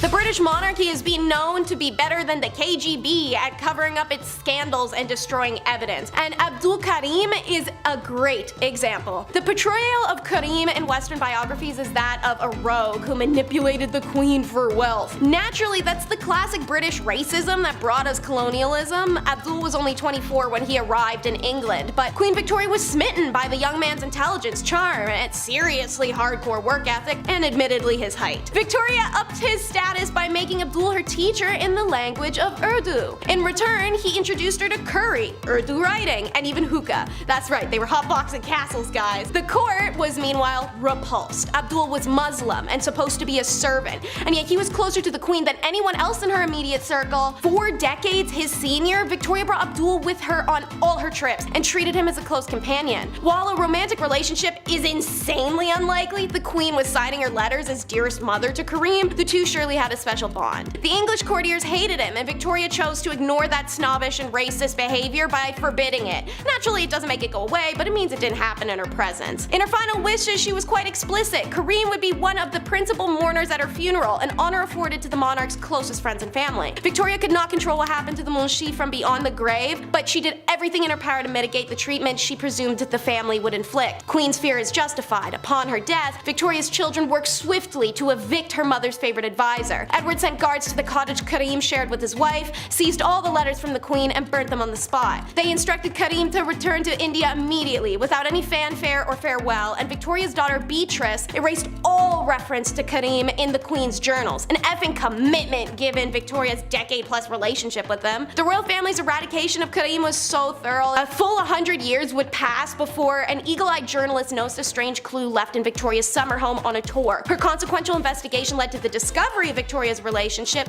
the worldwide attention of it, the novel, the movie, and the finding of his heirs. Meanwhile, when the Queen didn't like you, it was back to the usual political agitation and request denied. In 1822, after a few small-time jobs in the Tory governments over the years, Robert Peel became Home Secretary, where he famously established Metropolitan Police Force for London and reformed criminal law to reduce the number of offences punishable by death and educate prisoners. In 1834, 3 years before the events of Victoria, Peel became Prime Minister of a minority Tory government. Those governments struggled to pass legislation against the majority rival Whig Party and eventually resigned in frustration after just 100 days or so in power. Then in 1839, Peel got the chance to form the Tory government by Queen Victoria, but he asked in return she replace the Whig ladies of her household with Tory equivalents. Said ladies in waiting were her friends, and many were married or related to the Whig ministers and MPs, so Peel refused to form government and Whigs returned to power. The Whig government was limping, but Victoria was passionately attached to Prime Minister Lord Melbourne and also refused to dismiss her female friends.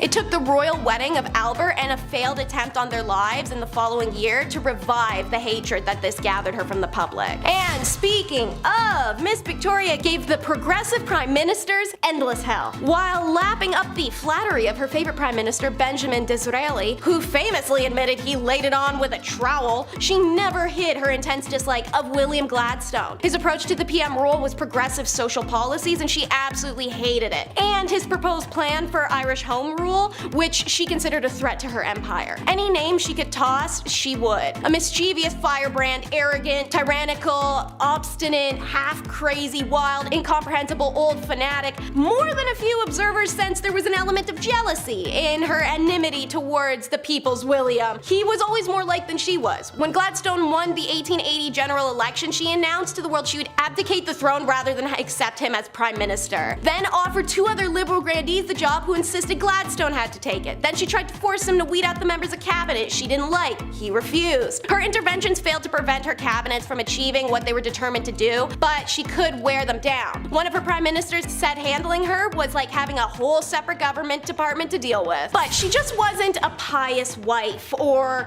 an eccentric widow. Queen Elizabeth was also a bad mama. Let's get it straight in clean-cut, open, honest terms. Victoria did not like children, but she loved the act of making them, especially with Albert. Unfortunately, she was wildly fertile, so you want one of those things. In those days, you got the other thing. She definitely seemed to be one of the women who lacked inherent biological maternal instinct. That's never a flaw, ladies. You aren't broken, just so you know. Because intercourse during pregnancy was believed to harm babies back then, it meant for the better part of a year she'd be banned from intercourse or even cuddling with Albert, the 2 things she wanted more than kids. It's honestly quite fair from her position that she resented her children between being deprived of her husband, not wanting children in the first place, and lacking a maternal drive. Victoria, we should remember, didn't also have much of an experience of a family life, and she was raised under isolated conditions. Victoria in many respects was an awful mother as a result. She couldn't help but view her 9 children as functional extensions of herself, expecting unquestioning obedience, and was bullying them about their failings. When Bertie, the future Edward IV, rebelled against the rigid system his parents devised for him, she called him backwards and lazy. And when Victoria, who had decided Beatrice would be the unmarried companion of her old age and forbade mentions of weddings in her presence, learned her daughter was secretly engaged, she was so angry she refused to speak to her for 6 months. She only relented when Beatrice agreed to live with her after they were married. This ain't just some fun and games, this is the Baccarat scandal. Queen Victoria's son, the future King Edward IV, was a notorious playboy and hedonist. His passions included eating, banging, and gambling, with the latter landing him in very hot water in 1891. It starts with a game of Baccarat during a party at the country home of a shipping millionaire. One of the players was Sir William Gordon Cumming, another infamous playboy who was once described as possibly the most handsome man in London, but certainly the rudest. Gordon Cumming was alleged to have cheated during the Baccarat game, an accusation he angrily denied. So as tawdy British gents, they have a tea and a chat and come up with an agreement that all players would say nothing of this grave offense if Gordon Cumming signed a declaration promising to never play cards again as long as I live.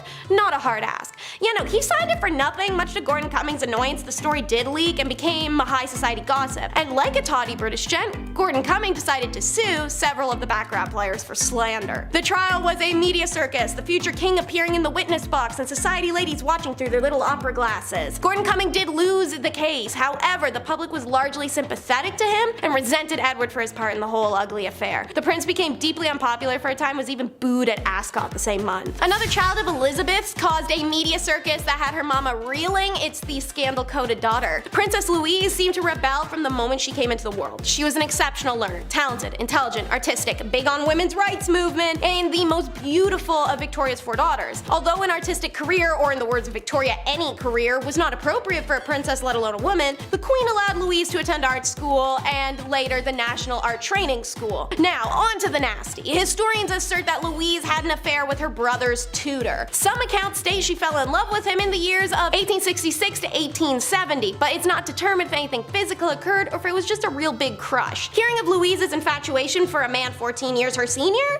the queen quickly dismissed him. Louise, after a couple years, had an affair with the tutor, Walter Sterling, and she purportedly gave birth to his child. As soon as Louise gave birth, the queen arranged for the boy's adoption by the royal gynecologist, Frederick Locock. There's no documentation to uphold it. Why would they keep that? They're trying to hide it. Louise served as an unofficial secretary for her mother from 1966 to 1871 and worked closely with the queen's assistant, private secretary, Arthur Bigg. Rumor has it that these two had an affair. Yet the most scandalous rumor about Louise surfaced at the death of the famed sculptor Joseph Edgar Bohm. Tales spread of him dying in her arms as they made love. In 1890, Louise married a dashing John Campbell. They did have an unhappy marriage, no children, and grew apart. At this point, Louise became romantically linked to Edward Lutyens, Colonel William Probert, and an unnamed musician master, pissing off her mom all along the way. And because her children weren't causing Victoria enough problems, then came the Cleveland Street scandal. One of the most sordid scandals connected with the royals unfolded in 1889 when a post officer messenger was investigated on suspicion of theft because he was discovered to be in the possession of 14 shillings he could not have earned doing that job. The troubled youth is pressured to admit he had earned it in a male brothel. Bit of a big info drop, seeing as homosexuality was super illegal back then. The son of Albert Edward is named Albert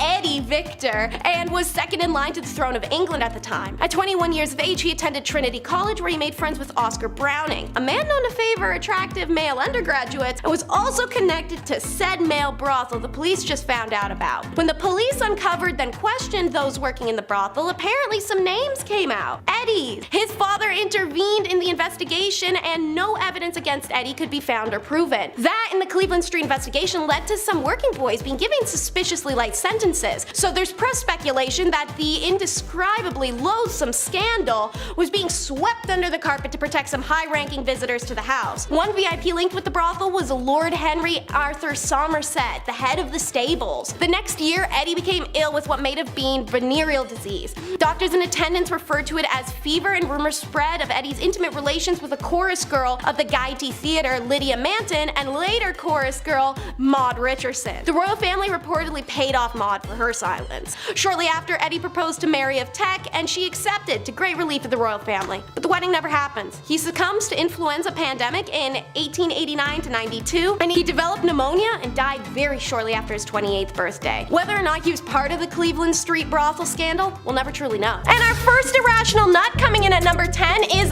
the animal. It's never a good sign when a mother's dying words are, "Somebody bring me a sword and cut me open to see how this animal came out of me." Also, never good that she's dying because of her son. But when it came to the Liu Song dynasty, they love two things: killing their own family and killing everyone else's family. So it starts with how this kid, Qian Fei, is a prisoner to his uncle as a child, and a bunch of real creepy, uncool grooming stuff happens. So his dad kills his uncle to set Qian Fei free. You think he'd be grateful, but Qian Fei showed his gratitude when he became emperor at the age of 15, and his first move was to make all of his dad's portraits have cartoonishly large noses. Oh, and he did get rid of every law his father had ever made, all at once, and immediately, so it threw the country into a literal effing purge. While that's going on, Qian proceeds to start picking off family and staff members in an exceedingly violent manner.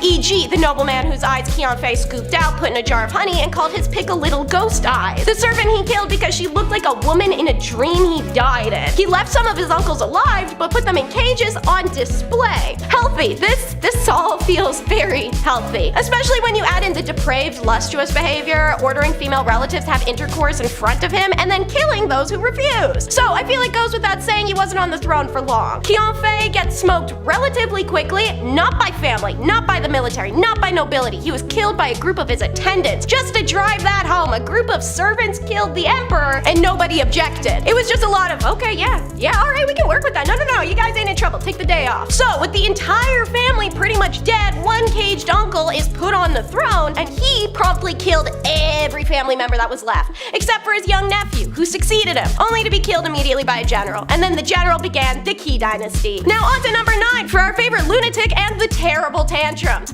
This whole video could have all just been SARS. These rulers were raised under conditions that guaranteed to make anyone a sociopath. Ivan the Terrible's father died when Ivan was only 3, and his mother was poisoned when he was 8. During his younger years, corrupt noblemen governed the land and starved, beat, and neglected Ivan and his brother. He, in turn, took his anger out on small animals, which he would throw off of the roofs of palaces. Good practice for that time as a teenager, when he pimp-walked his ass into the throne room, chokeholded the nobleman leader, and physically threw the man to his trained and hungry hunting dogs. You think that's bad? Psycho behavior, lightning round, baby. Let's go. So, when Ivan suspected a nobleman wanted the throne, he dressed the man as the king, put him on the throne, and gutted him there. Ivan created a special police force that dog heads hanging from their saddles and could kill anyone at any time in public. Once, when Ivan heard a rumor that a town called Novgorod was rebellious, he killed every single person in the town, and then sewed the town's archbishop up inside a bear skin,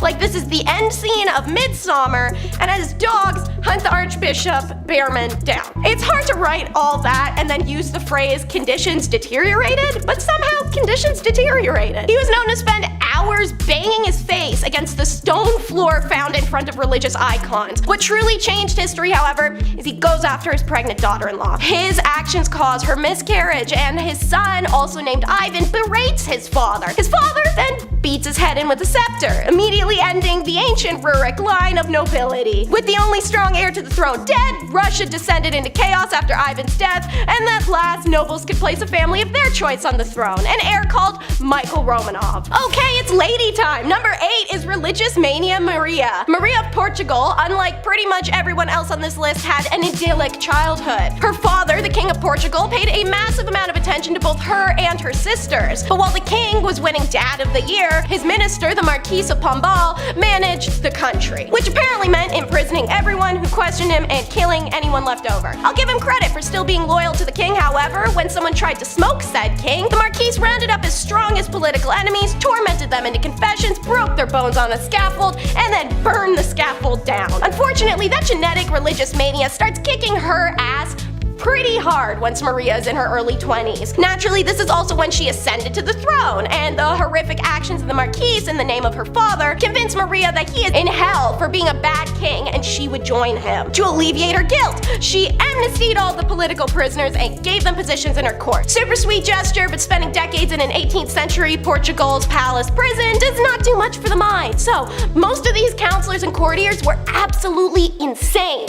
When within the space of a year, her eldest son, her only living daughter, and her 2 closest ministers all died, Maria completely fell apart. Some days she would embrace the fact that she's already damned, talking in a unchaste manner. Some days she would pace the halls screaming. Her 26-year-old second son is made regent, but he was dead useless with no ability to reform an entire court of lunatics. Naturally, this meant the country was in no shape to meet Napoleon in 1807, so when he marched on him, the entire family fled to Brazil and Portugal became Napoleon's. Number 7 is how one man changed the line of succession for the psychologist's wife. Peter the Great was, in many ways, a wonderful sovereign. Passionately committed to both his country and his own education, he spent much of his imprisoned childhood learning army tactics and designing ships. As an adult, he toured Europe, learning about the latest advances in science so that he could bring them back to Russia. Peter the Great was pretty great. But like many with great intellect, he'd take it and his impatience with those who didn't understand it a little too far. When he was learning dentistry, he would practice on nobles without their consent. When a group of attendants were upset while watching the dissection of a corpse, he ordered them to walk up to the corpse and take a bite out of it. His childhood traumas also made him fanatical about loyalty, because Peter was the child of the former Tsar's second wife and had to watch the relatives of the first wife throw his family off a roof. Peter became so serious about this loyalty, he had his own son tormented to death for temporarily fleeing to Sweden. One person he trusted though was his wife, Catherine. Catherine was a Cinderella story that emerged from a horror movie. Eventually, she met the Tsar, who became enthralled with her, and Peter had fits of terror due to seeing his family being tossed off the roof as a kid, and during those fits, Catherine was the only one who could soothe him. So, with his love of loyalty and pride in family, Peter decreed that the Tsar should be able to name his own successor, and that's exactly what Catherine was when Peter died. For number 6 is 2 for 1, a king and a queen. Let's call it the creation of Catherine. Hilariously, this couple's names were also Peter and Catherine, but unlike the previous set, who loved each other, these two were flighty nightmares. Peter was a bit delayed. With no parental contact and a crap upbringing, the dude developed into a creepy blend of child and sociopath. He didn't consummate the marriage to Catherine literally ever. This poor girl gets shipped from Germany to play toy soldiers in bed with him for 9 years. He also tormented animals in training a pack of hunting dogs by beating them and conducting military trials and hangings for the rats he found eating his toys. This guy's brain was so pea-sized that knowing the king liked watching fire, a minister set his own house alight to keep the king distracted while Catherine was giving birth to their definitely illegitimate child. While most crazy tsars kept their throne for illogically long, Peter got deposed pretty damn fast. Why? He was crazy like a Prussian, not like a Russian. He was meant to be the Swedish heir, and he was raised to dislike Russia. Smoking Peter meant it was time for a lady leader, and Catherine, who was actually born in Prussia, had spent the first few years of her marriage vigorously Russianizing herself and cultivating the Russian army, who preferred a Prussian that had decided she was Russian to a Russian that decided he was Prussian. Number 5, we finally leave Russia on to France, who signed up for centuries. Centuries of what? BS. You're in for a ride. So, Charles IV was the king for effing ever. During that time, a united, prosperous, and powerful country fell into civil war and chaos. Charles began having spells not too long after his brother thought it would be funny to light all the king's friends on fire while they're dressed as wild men, which for some reason incorporated tar. Charles became convinced he was made of glass and would shatter if he moved too quickly, so he would hardly move for hours on end. He became incoherent and paranoid. During these spells, Louis, his brother, became the de facto king. This made him him a formidable opponent. Anyone who would make a move to weaken the Count of Valois would find a month or so later they were the enemy of the acting king of France. One night, John the Fearless, Duke of Burgundy, decided to put an end to Looney Lewis. He hired a group of conspirators to hack him to death in the street, which they did, but while still wearing their work uniforms like it's goddamn amateur hour. So it's not long before people found out exactly who killed Lewis, and the nation falls into civil war. John the Fearless went to the English for military support, which they happily gave him in exchange for land in France. Charles the Mad had to declare an English king the heir of France to help end the drama, but the treaty doesn't hold because of turmoil in English court, and it gives England and France an excuse to go to war for what?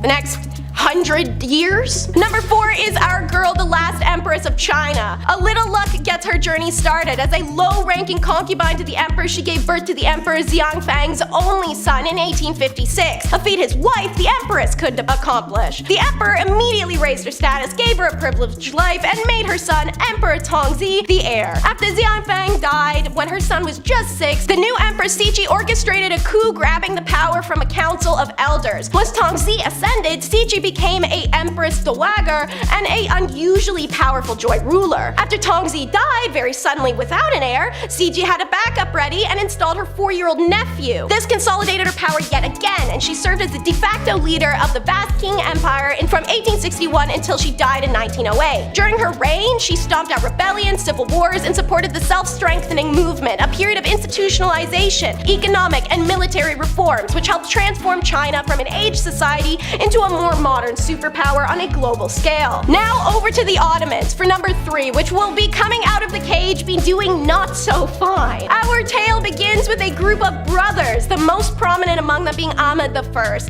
and Mustafa. Ahmed puts his brother Mustafa in the cage, a tower with no windows, a brick wall built over the door, and no human contact. Don't be scared, guys. This is what all Ottoman empires did with their siblings. They also disfigured their faces sometimes. Pick your poison. So, Ahmed craps out a few sons, then drops at the age of 28. So out of the cage Mustafa came, 14 years after being put into basically an above-ground pit. What could go wrong? Well, you could argue it's kinda odd. He walked around with 2 naked servant girls at all times, but the real problem was he had a habit of giving important positions to random people he met in life. Without a strong, organized central government, the empire started to crumble. Back in the cage you go, but with 2 women this time. He was replaced by Ahmed's oldest son, Osman. The young man might have made a decent ruler, but he banned drinking and smoking and intercourse in the army. Do I need to explain the problem? Anyways, they sentenced him to death via the boy crusher, which you can learn about in my video, the top 10 brutal punishments from the Ottoman Empire. Out of the cage came Mustafa again. At this point, he had a habit of sitting and giggling to himself. In between giggle fits, he'd go around looking for his dead nephew, forgetting the man was dead, and when he was told he had other ones, he'd kill them. He also went back to his old tricks, appointing random people to important positions, and the officials in the provinces were one step away from declaring themselves local kings. Put a cap on thing, the Safavid Persian Empire attacked and grabbed what's now Iraq. Back into the cage Mustafa went. Still in the Ottoman Empire, number 2 is bankruptcy and a 2-decade war. Someone had to succeed the cage man, and that was what Murad IV did, one of the nephews that Mustafa hadn't killed. Maybe because the dude was ruthless. His last act before dying was ordering the death of his last surviving brother. He had nothing against Ibrahim, but he simply believed that their line was cursed by madness and needed to be annihilated. Sadly for 279 women, as you'll learn, Ibrahim's mother successfully pleads for his life. Ibrahim spends his entire life in the cage with only occasional contact with people. He came out with what can be tactfully described as a lust for life. Made frantic by years of deprivation, he acquired everything like an animal, including 280 concubines in a harem. One day, he saw a cow's hoo-ha and had a cast made of it and circulated it through the empire for a woman that matched. When he found her, she became his favorite concubine and he named her Sugar Lump. Sugar didn't care for competition,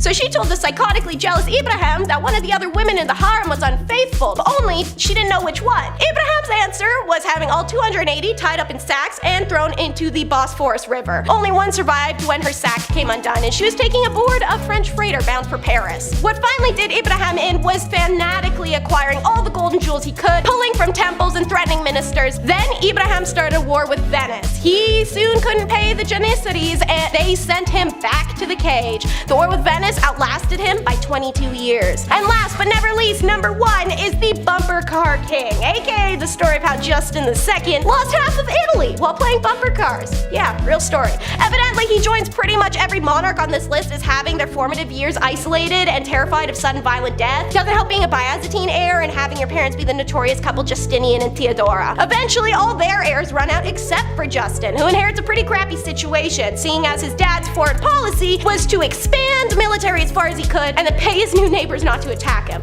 And shocker, tribute costs a lot. Unfortunately, the empire was going through some tough financial times and Justinian had been borrowing to cover his annual payment. Justin believed he could do better by just refusing to pay the Persians while pitting the tribes in the north against each other. It was then under the strain of multiple nearing armies that Justin had a nervous breakdown. Ministers would be asking him what to do and he'd claim to hear voices and then climb under his bed to escape them. On bad days, he would violently grab at people, biting them on the arms or the face. Legend has it that he literally ate a couple servants. In desperation and self-preservation, the servants tried to think of a couple ways to keep the emperor distracted from eating them, so they came up with the throne on wheels. Servants raced him around the halls of the palace on the throne, trying to keep him amused with the speed. When he had guests, they'd also get to experience zooming around on wheeled seats, aka bumper cars. In the end, Justinian II fared pretty well, perhaps better than he deserved considering his last words as emperor were complaints about his servants. At number 10, some background. The Mughal dynasty in India was founded by Babur, a descendant of the one, the only, Genghis Khan and Tamerlane. After he defeated a sultan of Delhi named Ibrahim Lodi in 1526, Babur was the first step in the Mughal dynasty that would last for over 3 centuries.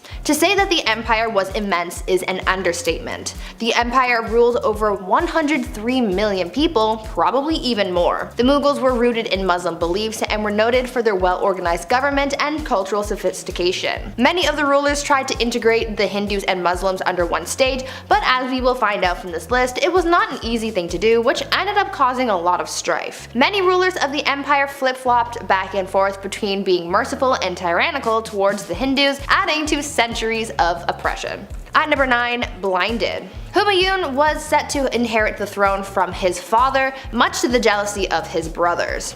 He was 23 when he ascended the throne in 1530 after the death of his father. His brothers reigned over different fiefs, but none of them were satisfied unless they had the crown. He also wasn't the best ruler. Humayun was sent into exile for 15 years after he was overthrown by one of his father's generals, Sher Shah. Humayun fled and eventually ended up in Persia, where he built back up an army through his partnership with the Shah. Slowly, he took back his land, facing his own brothers who were constantly scheming against him. But Babur, his father, made him promise that he would never lay a hand on his brothers.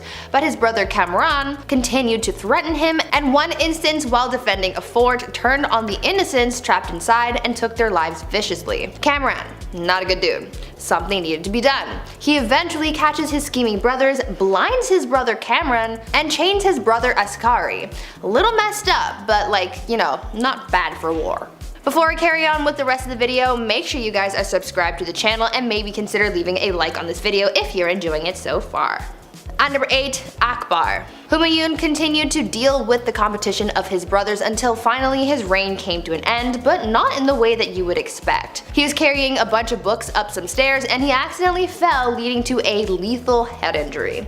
His 13-year-old son Akbar had to inherit the throne.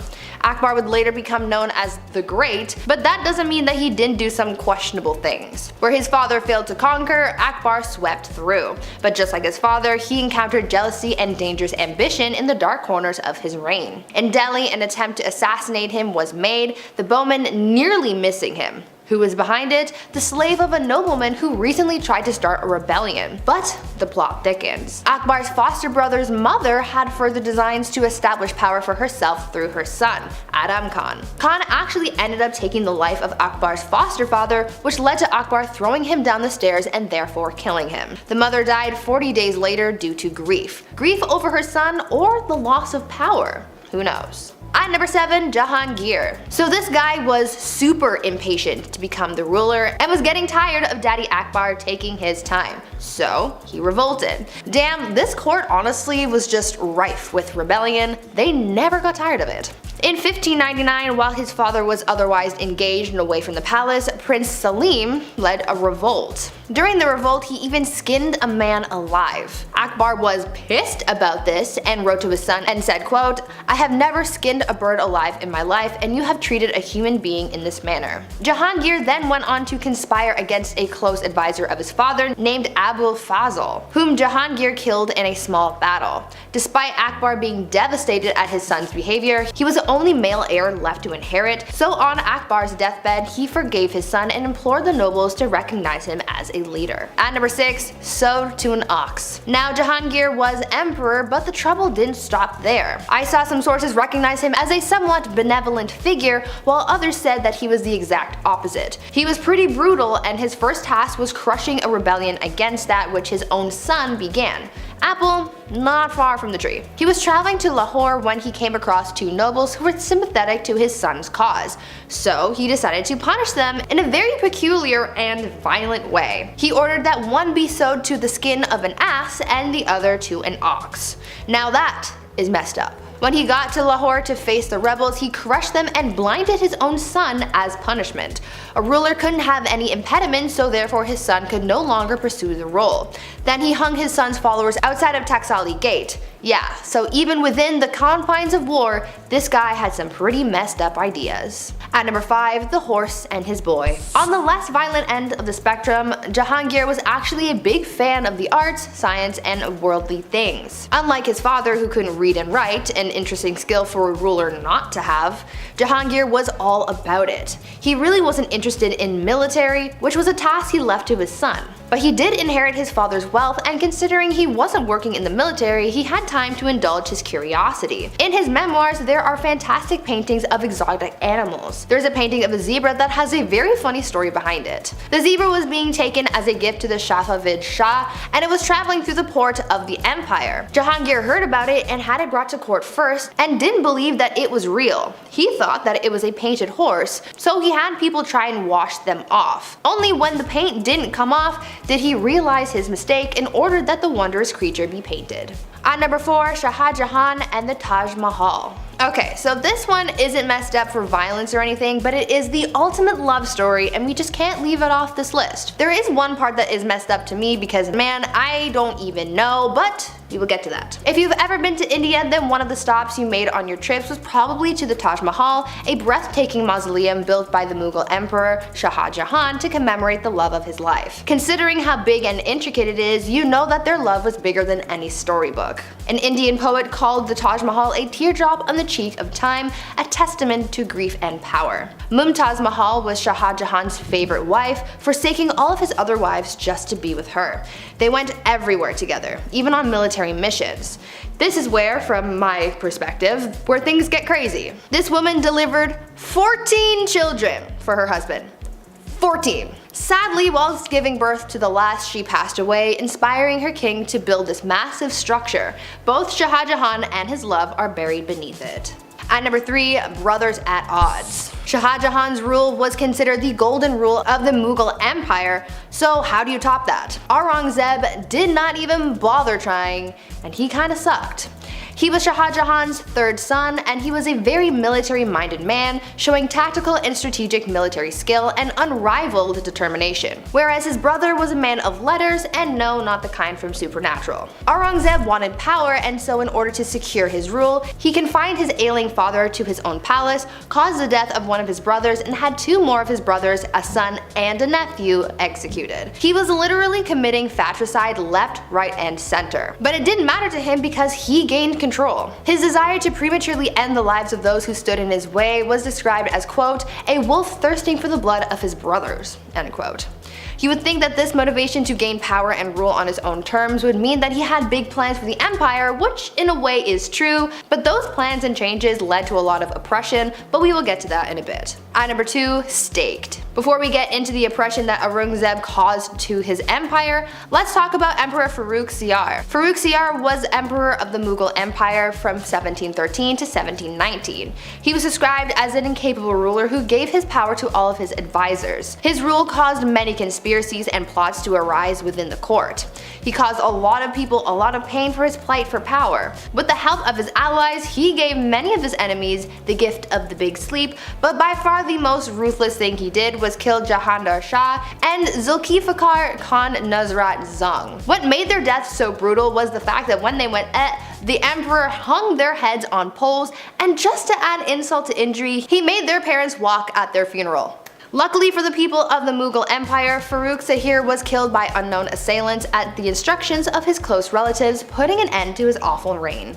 And finally, at number 1, the Great Oppressor. Aurangzeb's rule sort of had 2 chapters to it. At first, Aurangzeb was a capable ruler of a mixed Muslim-Hindu empire who was feared yet respected for his vigor and skill, but around 1680, Aurangzeb's rule changed drastically in both policy and attitude. His once unified people of both Muslims and Hindus broke apart, and people of Hindu faith became subordinates, not colleagues. On top of that, Aurangzeb added some more oppression to the mix and not only destroyed Hindu temples, but he also reimposed the jizya tax on non-Muslims, after the tax was initially banned by Emperor Akbar. For the first 20 years of Aurangzeb's rule, he did not impose a tax, but all of a sudden he started demanding these payments, and historians believe that Hindu uprisings are what caused the emperor to act harshly towards the non-Muslim population. This discrimination caused a revolt to unfold that Aurangzeb's third son supported. Aurangzeb spent his last 50 years taking his aggressions out on the Hindus in the empire, and it's for this reason that he is remembered by many as a tyrant. At number 10, the king of hobbies. Everyone has their interests, right? Like, for example, I like video games, and I like watching people scream at their teammates for not helping everyone else out.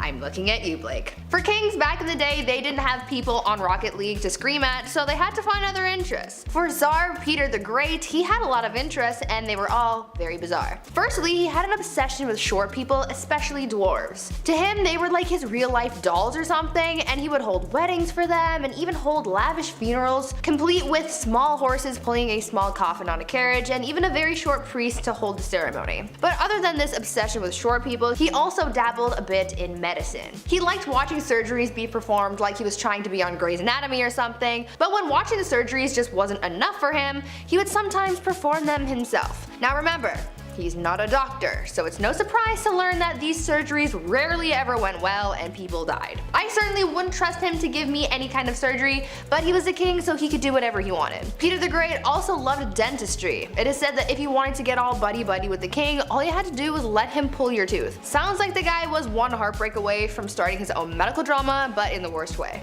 Number 9, banning coffee. This is the worst of the worst, people. Murad IV, Sultan of the Ottoman Empire. The guy banned coffee like an absolute monster. No more triples for you. He was born in 1612, and for the most part, his mother was ruling through him because he was so young. That's often the case with most of these young rulers. They just get, hey, you're 7, now you rule a kingdom, enjoy. It's tough, they're not gonna know what's going on. But when he got a little bit older, he put forth these laws, punishable by death, might I add, in order to get things back on track. That was the key. He banned coffee, tobacco, and alcohol. He would actually disguise himself as a civilian during the nighttime and would wander around aimlessly in hopes that he would find one of these dark roast renegades. If you were caught outside having a quick smoke break, you weren't arrested, you didn't get fined, but rather, Murad IV himself would take your head off right there in the streets. No trial, no jury, just straight to execution. All because you're drinking a Bud Light Lime.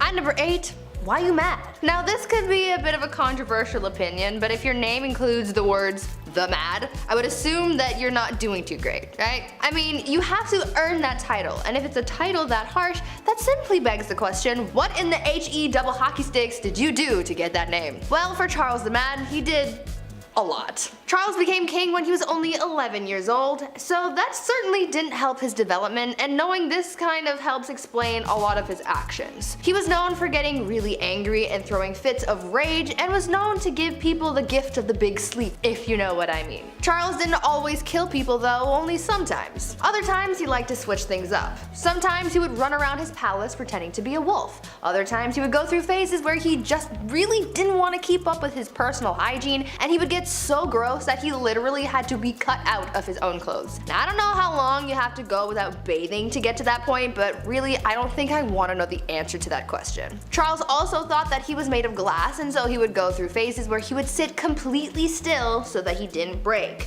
Kind of like Drax from Guardians of the Galaxy, but not as, extraterrestrial. Well, maybe he was. That honestly would explain a lot. Number 7. Party hard. Zhu Huzhou was the emperor of the Ming Dynasty in the early 1500s. Now, lately we've been talking about kings and queens. We're on part 2s for both now, and there's a good amount who simply just aren't ready. They're too young to rule. Like Joffrey from Game of Thrones. Kings like that actually existed. They were horrible. They were young, they were too young to know what was right and wrong. Plus, they usually have some corrupt parents whispering in their ears the entire time. Zhu took the throne at just age 14, and for a while, ministers were confident that he would grow into the role and become the leader that he was born to be. Well, when he got older, he transformed a zoo just outside of Beijing. He transformed it into his own personal brothel. Yum. I mean, on one hand, I'm glad the animals are free, but like a zoo? You couldn't find a more romantic place? Can convert an Applebee's to a brothel, maybe? I don't know, something with AC? His final days were spent partying, and some would say a little bit too hard. He got intoxicated and fell from a boat. That's how he ended his life. Honestly, not a bad way to go out. Pretty OG. At number 6, love game. A lot of kings and queens throughout history have been known to engage in the horizontal hustle a lot. I mean, when you're a ruler of a kingdom, you don't really have much to do in your spare time, so what else are you gonna do? Play a board game? No. These monarchs were getting busy all the time, but there was one king who was just so obsessed with getting a good old pickle tickle that it just became his whole personality. King Philip V was known to be a nymphomaniac, and he liked doing the deed a lot, but because at the time, the Catholic Church said that having sexy time with anyone but your spouse was a sin, the king and his wife were getting busy all the time. Eventually, his first wife caught on to how to use this to her advantage, and she would often refuse to sleep with him until she got her way with anything she suggested or demanded from him. You would think that he would catch on to this game, but maybe his urges were just so strong because he always caved and gave her what he wanted. Obviously, this man did not follow Hoodville. Absolutely not. Just to give you guys an idea of how obsessed this guy was, when his wife was on her deathbed, before she went he literally tried to get one last bang in. On her deathbed. Like, dude, not the time.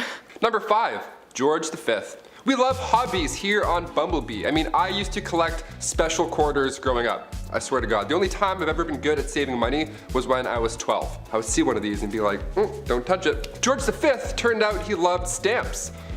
A lot. Like a lot. Since he was a wee young lad, he was collecting these little guys. Here's the unusually impressive part about him though and his hobby. He continued to collect stamps during World War I. This guy was busy, everybody's trying to stay alive, and George is just licking stamps in the library like a prince. Like all collections, it started at an early age, and now it's at the point where it's past impressive and it's just borderline strange. This guy had albums on albums of stamps. He had around 330 albums, each with 60 pages full of stamps. Quick maths, that's like 20,000 pages full of stamps. So naturally he was nicknamed the King of Stamps, or rather the King of Philately, the official term for collecting stamps. It's a nice word. Philately. Back in 1905, he set an all-time stamp record, which I didn't even know that was the thing, and it was the most money ever spent on a single stamp. The guy dropped like 220,000 US on a single stamp. Somebody even asked the prince down the road if he had heard about this idiot who spent 1,400 pounds on a stamp, and he was proud of it. He was like, that was me, you wanna see it?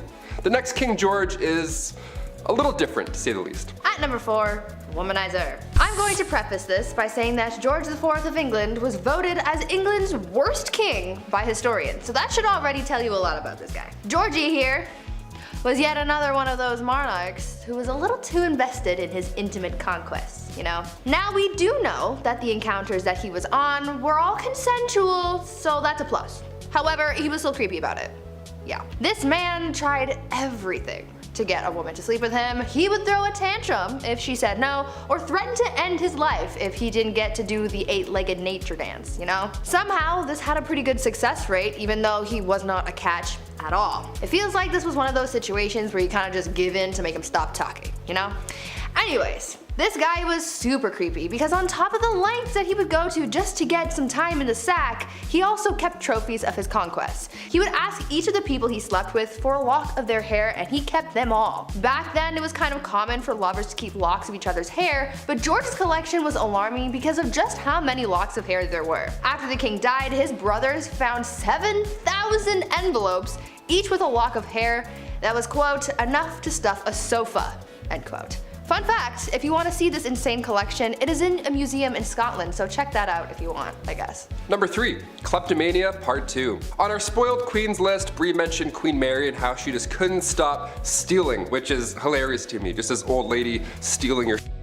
Well, the last king of Egypt also had sticky fingers. He was even better at it too. Check this out. Farouk I was the youngest son of Egypt's first king, Fuad I. Now born in 1920 in Alexandria, and in his early days at school, he couldn't concentrate. The king sent him to England even after to hopefully find a better way of teaching, something that works for him, but still it was to no avail. Once the king passed away in 1936, Farouk then got the throne, but also so much property and so much money. He had hundreds of fancy cars, 75,000 acres of land. This guy had it all. Literally, he had anything he could think of, but still he felt like he needed to take more, to steal. At 17 years old, he would slam 12 eggs for breakfast and then wash it down with 30 bottles of beer. Nutritious and delicious. Horrible. On top of the fact that he loved to steal, he was the biggest hoarder. So he had thousands of shirts, randomly. He also had 50 diamond-studded walking sticks for some reason, and like a prince such as myself, he too collected coins. I mean, his collection was much nicer, but still, great minds think alike. Spoiled minds think alike, rather. Oh shit, this is eye-opening. One of the most bizarre facts about Farouk was he pickpocketed Winston Churchill once. He took the guy's watch. After everything I just said, he still decided to steal his watch. What a gem. We love him. Yeah. At number 2, the king of pettiness. Let's talk about a ruler that the Indian state of Alwar has described as controversial. If his own people are calling him controversial, then you know something's up, and boy, you better strap in because you're in for a wild ride with this one. Maharaja Jai Singh was pretty eccentric in a pretty dark way. He was known to have a temper and act on impulse, and he did some very questionable and downright scary things. He was known to be very competitive and hated to lose. One time while playing polo, he and his team lost, and so in retaliation he blamed the horse he was using and made the horse get extra crispy. He fired his horse. I'm sure you know where I'm going with that. If not, use your noodle, I don't know. Unfortunately, the cruelty towards living things didn't stop at animals, and he was also known to kidnap women from the streets and go all criminal minds on them. On a slightly lighter note, though, the Maharaja was also known to be very petty. Once he went into a Rolls-Royce dealership, and the person working there thought that he was broke and ignored him. Thinking that this was insanely rude, he bought 7 Rolls-Royces, sent them back to India, and used them to pick up garbage. This guy was really just doing the absolute most. And coming in at our number 1 spot, King Ludwig II. Home renovation shows rock my world. I can watch Love It or List It for months at a time. It's the dream, building your own home one day, and if you're a king, well, it's pretty easy to get that done. In our Spoiled Queens Part 2, I mentioned a princess that had a house made of ice, literal ice. Well, King Ludwig II had numerous castles built to resemble fairy tales. Literally, like fairy tales. I gotta admit, I kind of love this a lot. Ludwig was only 18 when he became the king of Bavaria in 1864, and then he had castles, like castles, more than one, built after he was inspired from romantic literature and spending some time at the opera. The kid was a dreamer, you gotta love it. He would spend his nights in one castle looking through a telescope at his new castle being built, so he would just watch it all night. That's like the king's way of waiting for your Amazon delivery. Just standing there, just like, oh, it's coming. 17 years and it's done. Just 4 years in, he designed his own castle, and to this day, it's one of the most photographed places in the world.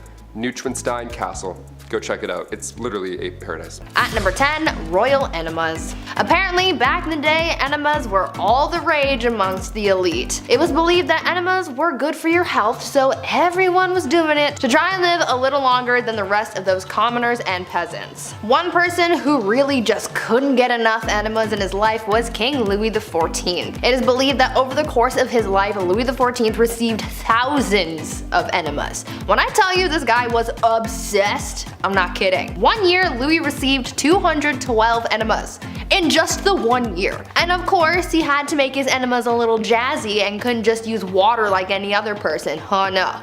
My guy was using things like almond milk. His enemas were also sometimes scented with orange or rose, and sometimes even colored just to make it a little more special. To get an idea of just how obsessed the elite were with receiving enemas, just think about the fact that a French duchess once received one during a court ball. The duchess was in the middle of having a conversation with Louis XIV, and during this conversation, conversation, one of her maids came over, snuck under her dress, and gave the Duchess an enema on the spot.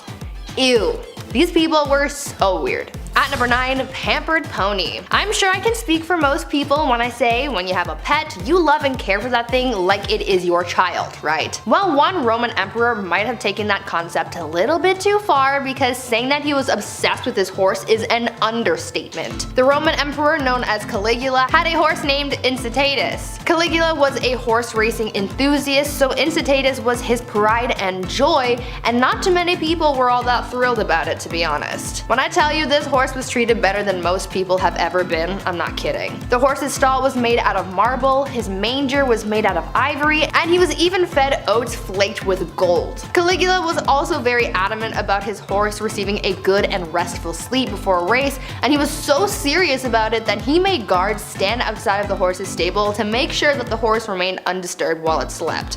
This horse even had its own furniture. Like, what is he gonna do with it? He's a horse. Caligula was so fond of his horse that he even made it a priest and promised to make him consul, which was the lead position in the Roman government after the emperor, highly coveted by senators. This was the last straw for people because the emperor was putting his horse above his own people, so he was assassinated. Now, before I carry on telling you guys about the wild and crazy things that kings did back in the day, I would like to first ask you guys to consider leaving a like on this video if you're enjoying it so far, and also maybe think about subscribing as well to see more videos like this one. At number 8, Mumia Medicine. It's safe to say that medicine from the past is very different from modern times. These days we have pharmaceuticals to treat illnesses, but back in the days of old there were very different and quite questionable methods of treating ailments, and one of those methods included cannibalism. In the 16th and 17th centuries, it was common practice for elites like priests, kings, and other nobles to consume remedies that included human bones, blood, and fat as medicine to treat ailments from headaches to epilepsy, and this practice was called mumia medicine. At first, it started with people using Egyptian mummies and skulls from Irish graves for use in medicine, as bones would be ground and used in different tinctures for various uses. But soon, other parts of the body started to be used. Human fat was later used to treat ailments on the outside of the body, and blood would be consumed as well, as it was believed to contain the vitality of life. Several monarchs were known to use mumia medicine, like Charles II and William II of England, Francois I of France, and Christian IV of Denmark. At number 7, kissing sheets. For thousands of years, monarchs worried about the threat of being poisoned by their enemies, and so they thought of an array of precautions to take in order to prevent being taken out by some kind of spicy death sauce or something. Many monarchs hired tasters to try their food before it was given to the king to make sure that it wasn't poisoned, but some monarchs were also afraid of being poisoned through something that they touched. This is why Henry VIII hired someone with a very important job to make sure that his bed wasn't poisoned. The person who was tasked with making the king's bed was also required to kiss every part of his bed in the morning. They would kiss the pillows, sheets, and blankets to prove that someone hadn't smeared poison on it. The king was also concerned with people poisoning clothing too, so his clothes as well as his son's clothes were also tested for poison before getting dressed. At number 6, eternal youth. I know that there are a lot of people out there who want to live forever. I am one of those people. I am afraid of dying, but I also want to see what humanity will look like many years from now until the sun consumes the earth. Unfortunately, that's kind of impossible, at least for now, until we come up with some kind of way to make people live longer. But this idea of prolonging your life has been around for thousands of years, and one Chinese emperor was super obsessed with the idea and really tried his best to live for at least another 10,000 years. Emperor Ying Zhang was obsessed with finding a magic elixir that would make him live longer, and he demanded that his subjects find this immortality elixir for him. Now, even though he brought a lot of prosperity to people during his rule, he never let go of his demand for immortality, and it put a lot of pressure on his underlings to find him something to help him live forever, but obviously that didn't happen. He was so concerned with his lifespan that he even brought magicians into his court. His obsession alienated him from his people, and after all of that effort trying to live longer, he died at the age of 49. At number 5, no bathing. These days, bathing is kind of a necessary thing. Gotta be clean, you have to smell nice, you have to practice proper hygiene. But back in the olden days, this was the complete opposite, and nobles rarely ever bathed, and it was kind of a trend. Over time, physicians began to believe that bathing was dangerous, and obviously the nobility tried to protect their lives and well-being at all costs, and so they just stopped bathing. In a popular 16th century medical book, it was advised, quote, "Use not baths or stews nor sweat too much, for all openeth pores of a man's body maketh the venomous air to open and for to infect the blood," end quote. So yeah, they thought that taking a bath would make you sick. In the late 15th century, Queen Isabella of Spain would go around bragging about the fact that she had only ever bathed twice in her whole life. Weird flex, but okay. King James IV apparently never bathed, and his hygiene was so bad that he passed on lice to other people who went into a room that was frequented by the king. He also never washed his hands before eating and would just rub his fingers with the wet end of a napkin. These people were gross. At number 4, Prankster King. You know that you're a spoiled king when you can pull pranks on people constantly and never have anyone try and stop you or fight back. This was basically the life of King Christian VII of Denmark, who was known for being pretty childish and playing pranks on people his whole life. He was a troublemaker through and through. He was known to play pranks on his grandmother by putting pins in her throne, and he would throw things at her, and he even ran through the streets with his friend and his mistress, destroying shops and patronizing brothels. He even made his own torture rack, had himself tied to it, and flogged. Why? I have an idea, but I don't want to think about that one too hard. One of the other weird things that he was known to do was leapfrog over dignitaries when they would bow to him. This guy was really quite immature. At number 3, Saints in Bed. I understand the desire to feel protected by whatever gods or saints you might believe in. That's one of the whole points of religion. However, I think some people can take that idea a little bit too far, and by some people I mean the Spanish royal family. These guys took religion very, very seriously, and they believed that following religion heavily would allow God to heal them when they were sick. So, when a member of the royal family was ill, doctors would remove body parts or even entire corpses of saints from churches and monasteries and would put them in bed with the person who was ill. Yeah, they slept with the corpses of dead saints to be healed of their sickness. Could you imagine if that was still how medicine was practiced today?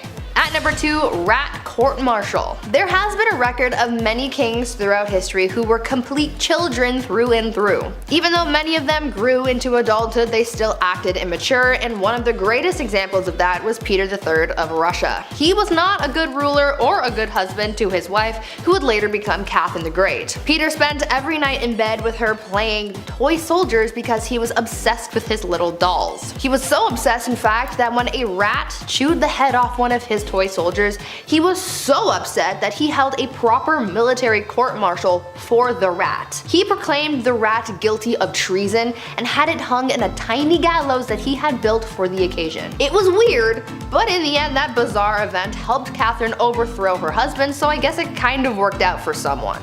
And finally, at number 1, Groom of the Stool. Guys, I found the worst job in history. You think working at the 1-star Domino's Pizza in your neighborhood is bad? Wait until you find out about the Groom of the Stool. The Groom of the Stool was a job created during the reign of Henry VIII, where the role was to monitor and assist the king in his bowel movements. They would carry around a commode at all times, and they were also tasked with monitoring the king's diet and meal times, and would organize the king's days around his break times. They were also tasked with undressing the king for him to do his business, and it's also been suggested that they would have had to, quote, cleanse the royal posterior as well. Sounds like a pretty crappy job to me, but I'm not funny. I'll leave.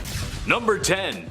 No one's ever really gone. You may have heard that said when losing a family member, a pet, or in the worst Star Wars movies ever made. Sorry, not sorry Disney, those are terrible. But perhaps there is someone who is never really gone. Kangaskhan. Yes, that's right. The ruthless Mongol warrior who conquered so much in his time that we're still talking about it today. So why is this big bad warrior still with us today? Well, that's because of DNA. Yeah, in his time there was lots of activities going on, besides the usual pillaging the village and unaliving those who oppose you. There were a lot of happy endings, let's say. And by that I mean forced non-YouTube friendly conduct bedroom happy endings. So much so that when a study was conducted back in 2003, 8% of men in Asia were thought to be descendants of the mighty man himself. 0.5% worldwide. That doesn't sound like a lot, but we're talking about millions of people here. Next time you go out, you may be brushing shoulders with the warrior's kin. Prepare for battle. Number 9. Henry again? Boy, it's really hard not to talk about this guy. But dude was kinda down bad for it. He's just most well known for his mistreatment of his wives, and by mistreatment, I don't mean getting into a fight over whether or not the toilet seat should be up or down and then having a very toxic argument in front of family members. No, because when Henry was upset with marriage, he wanted divorce, which honestly was kind of taboo for the time. Oh yeah, and he also beheaded 2 of his wives because that's how it goes. I know every couple has their issues to work out, but for most dads out there, having sun-drenched beer-fueled weekends, they never go beheading after that. Although, Dad's been staring at the lawnmower for a while and there's a lot of blades on that. Dad? While it is true King Henry VIII did behead 2 wives, he didn't do it to all of them. And at some points we're honestly quite pleased with his holy sanctity of marriage. Anyone who's ever been married can tell you how peaceful and sacred that bond really is. Number 8. The People's Princess. Okay, I know Prince Charles isn't exactly a king, but he is royalty and the man kinda did Diana dirty. That's a quick and half put together allusion to a Michael Jackson song for the English majors and the audience. Being royalty isn't easy. Being royalty in a modern age when paparazzi overwhelm you with lights and cameras just for a juicy piece of gossip like, when was your last bowel movement? Is it slow? Extra extra, read all about it, the princess is constipated. That's just not fun. So after Prince Charles and Princess Diana had been married for a few years, you can understand how excited the media was to find out about their marital disputes. "There was 3 of us in this marriage, so it was a bit crowded," was a quote by Princess Diana that gave the media a field day. Sadly, Prince Charles was having an affair, and it wouldn't be too much longer that Diana would perish in a car accident that may or may not be organized by the royal family themselves. Number 7. Midlife crisis.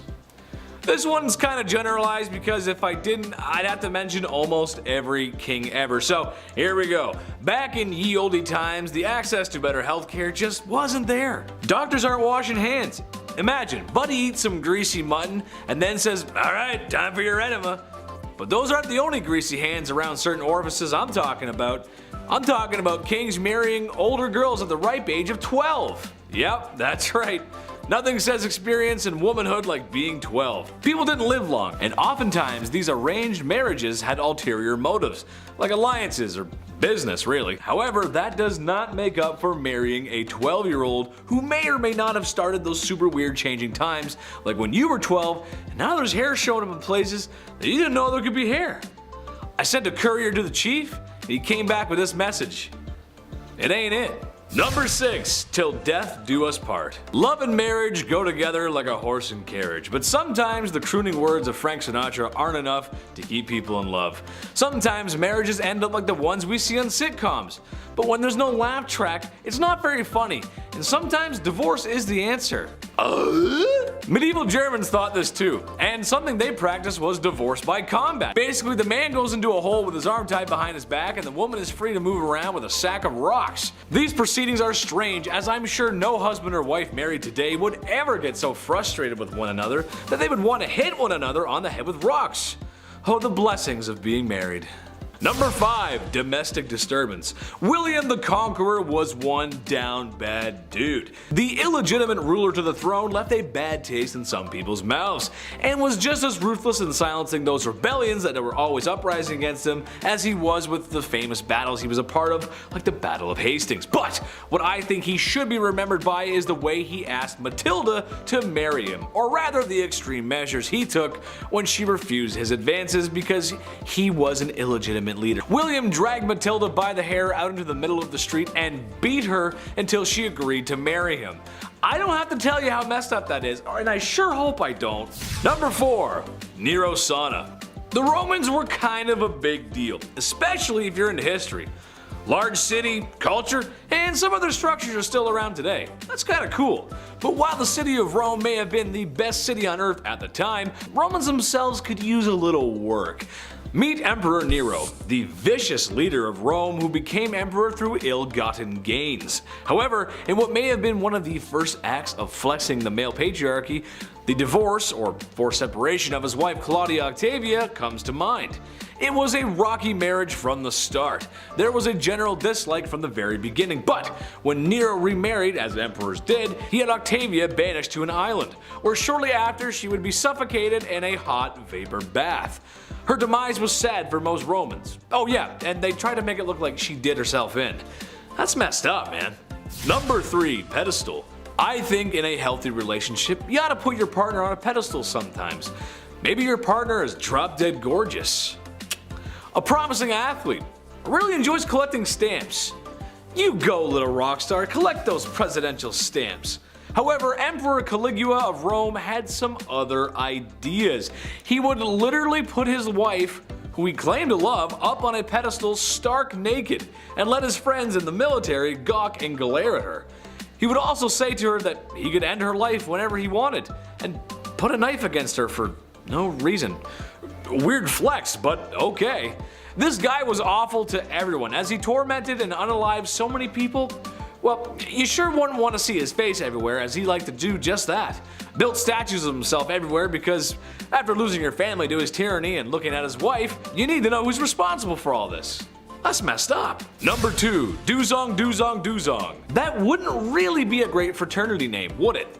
Well, the Emperor of Duzong of China would think differently, as when he was in charge, that's pretty much what the royal court looked like. Enough drinking to keep AA in meetings for 100 years, and enough ladies of the evening to... Well, I don't have a joke for this one, but there were a lot of them, trust me. Having massive parties like that and enjoying the company of other women is not how you respect your wife. To make matters worse, it seemed that too much partying may have been a bad thing. Who would have thought? As what he made up for in a fun weekend, he lacked in governing, as the Mongols were at his front door, or gate rather. Eventually, his empire would burn to the ground. All thanks to alcohol, and many women who laid down for their lives, literally. Number 1, side piece. Look, I enjoy the company of a woman just as much as the next king sits on his throne. But in my opinion, once you find a wife, it's time to settle down, relax, no more crazy parties like Duzong. This is another generalization, but every king did this. Every king in the past has had mistresses, as if that is a totally okay thing to do to your wife and oftentimes the queen of your kingdom. I'm a reasonable guy, so maybe I can see having your side piece waiting in the wings to be stage center, but it's never one, is it? It's always multiple. Ladies of the past, all I can say is make sure you give birth to a boy and watch your back. They're coming for you. Number 10. What a drag. Bachelor number 1. What would you do if I refused to marry you? Well, I would probably get quite violent and lead to the destruction of 10,000 lives at the Battle of Hastings. Might just drag you around by your hair and see where the night goes. William I, or more appropriate, William the Conqueror, was a fierce warrior and the first Norman king of England. Being the illegitimate child he was to the throne, some people didn't exactly respect the power moves old Willie was making. People rebelled, and he crushed them. Oh, and there was this one time that he fancied a woman named Matilda. Being the respected woman that she was, she declined Willie's advances. Willie, not taking no for an answer, promptly dragged her around by the hair until she agreed to marry him. Gee, what a swell guy. Number 9. Let them eat cake. France had seen better days in the 1790s. People were starving, the economy was bust, and for some reason the poor citizens were being taxed the most. When cries were made from the people, they demanded that change be made.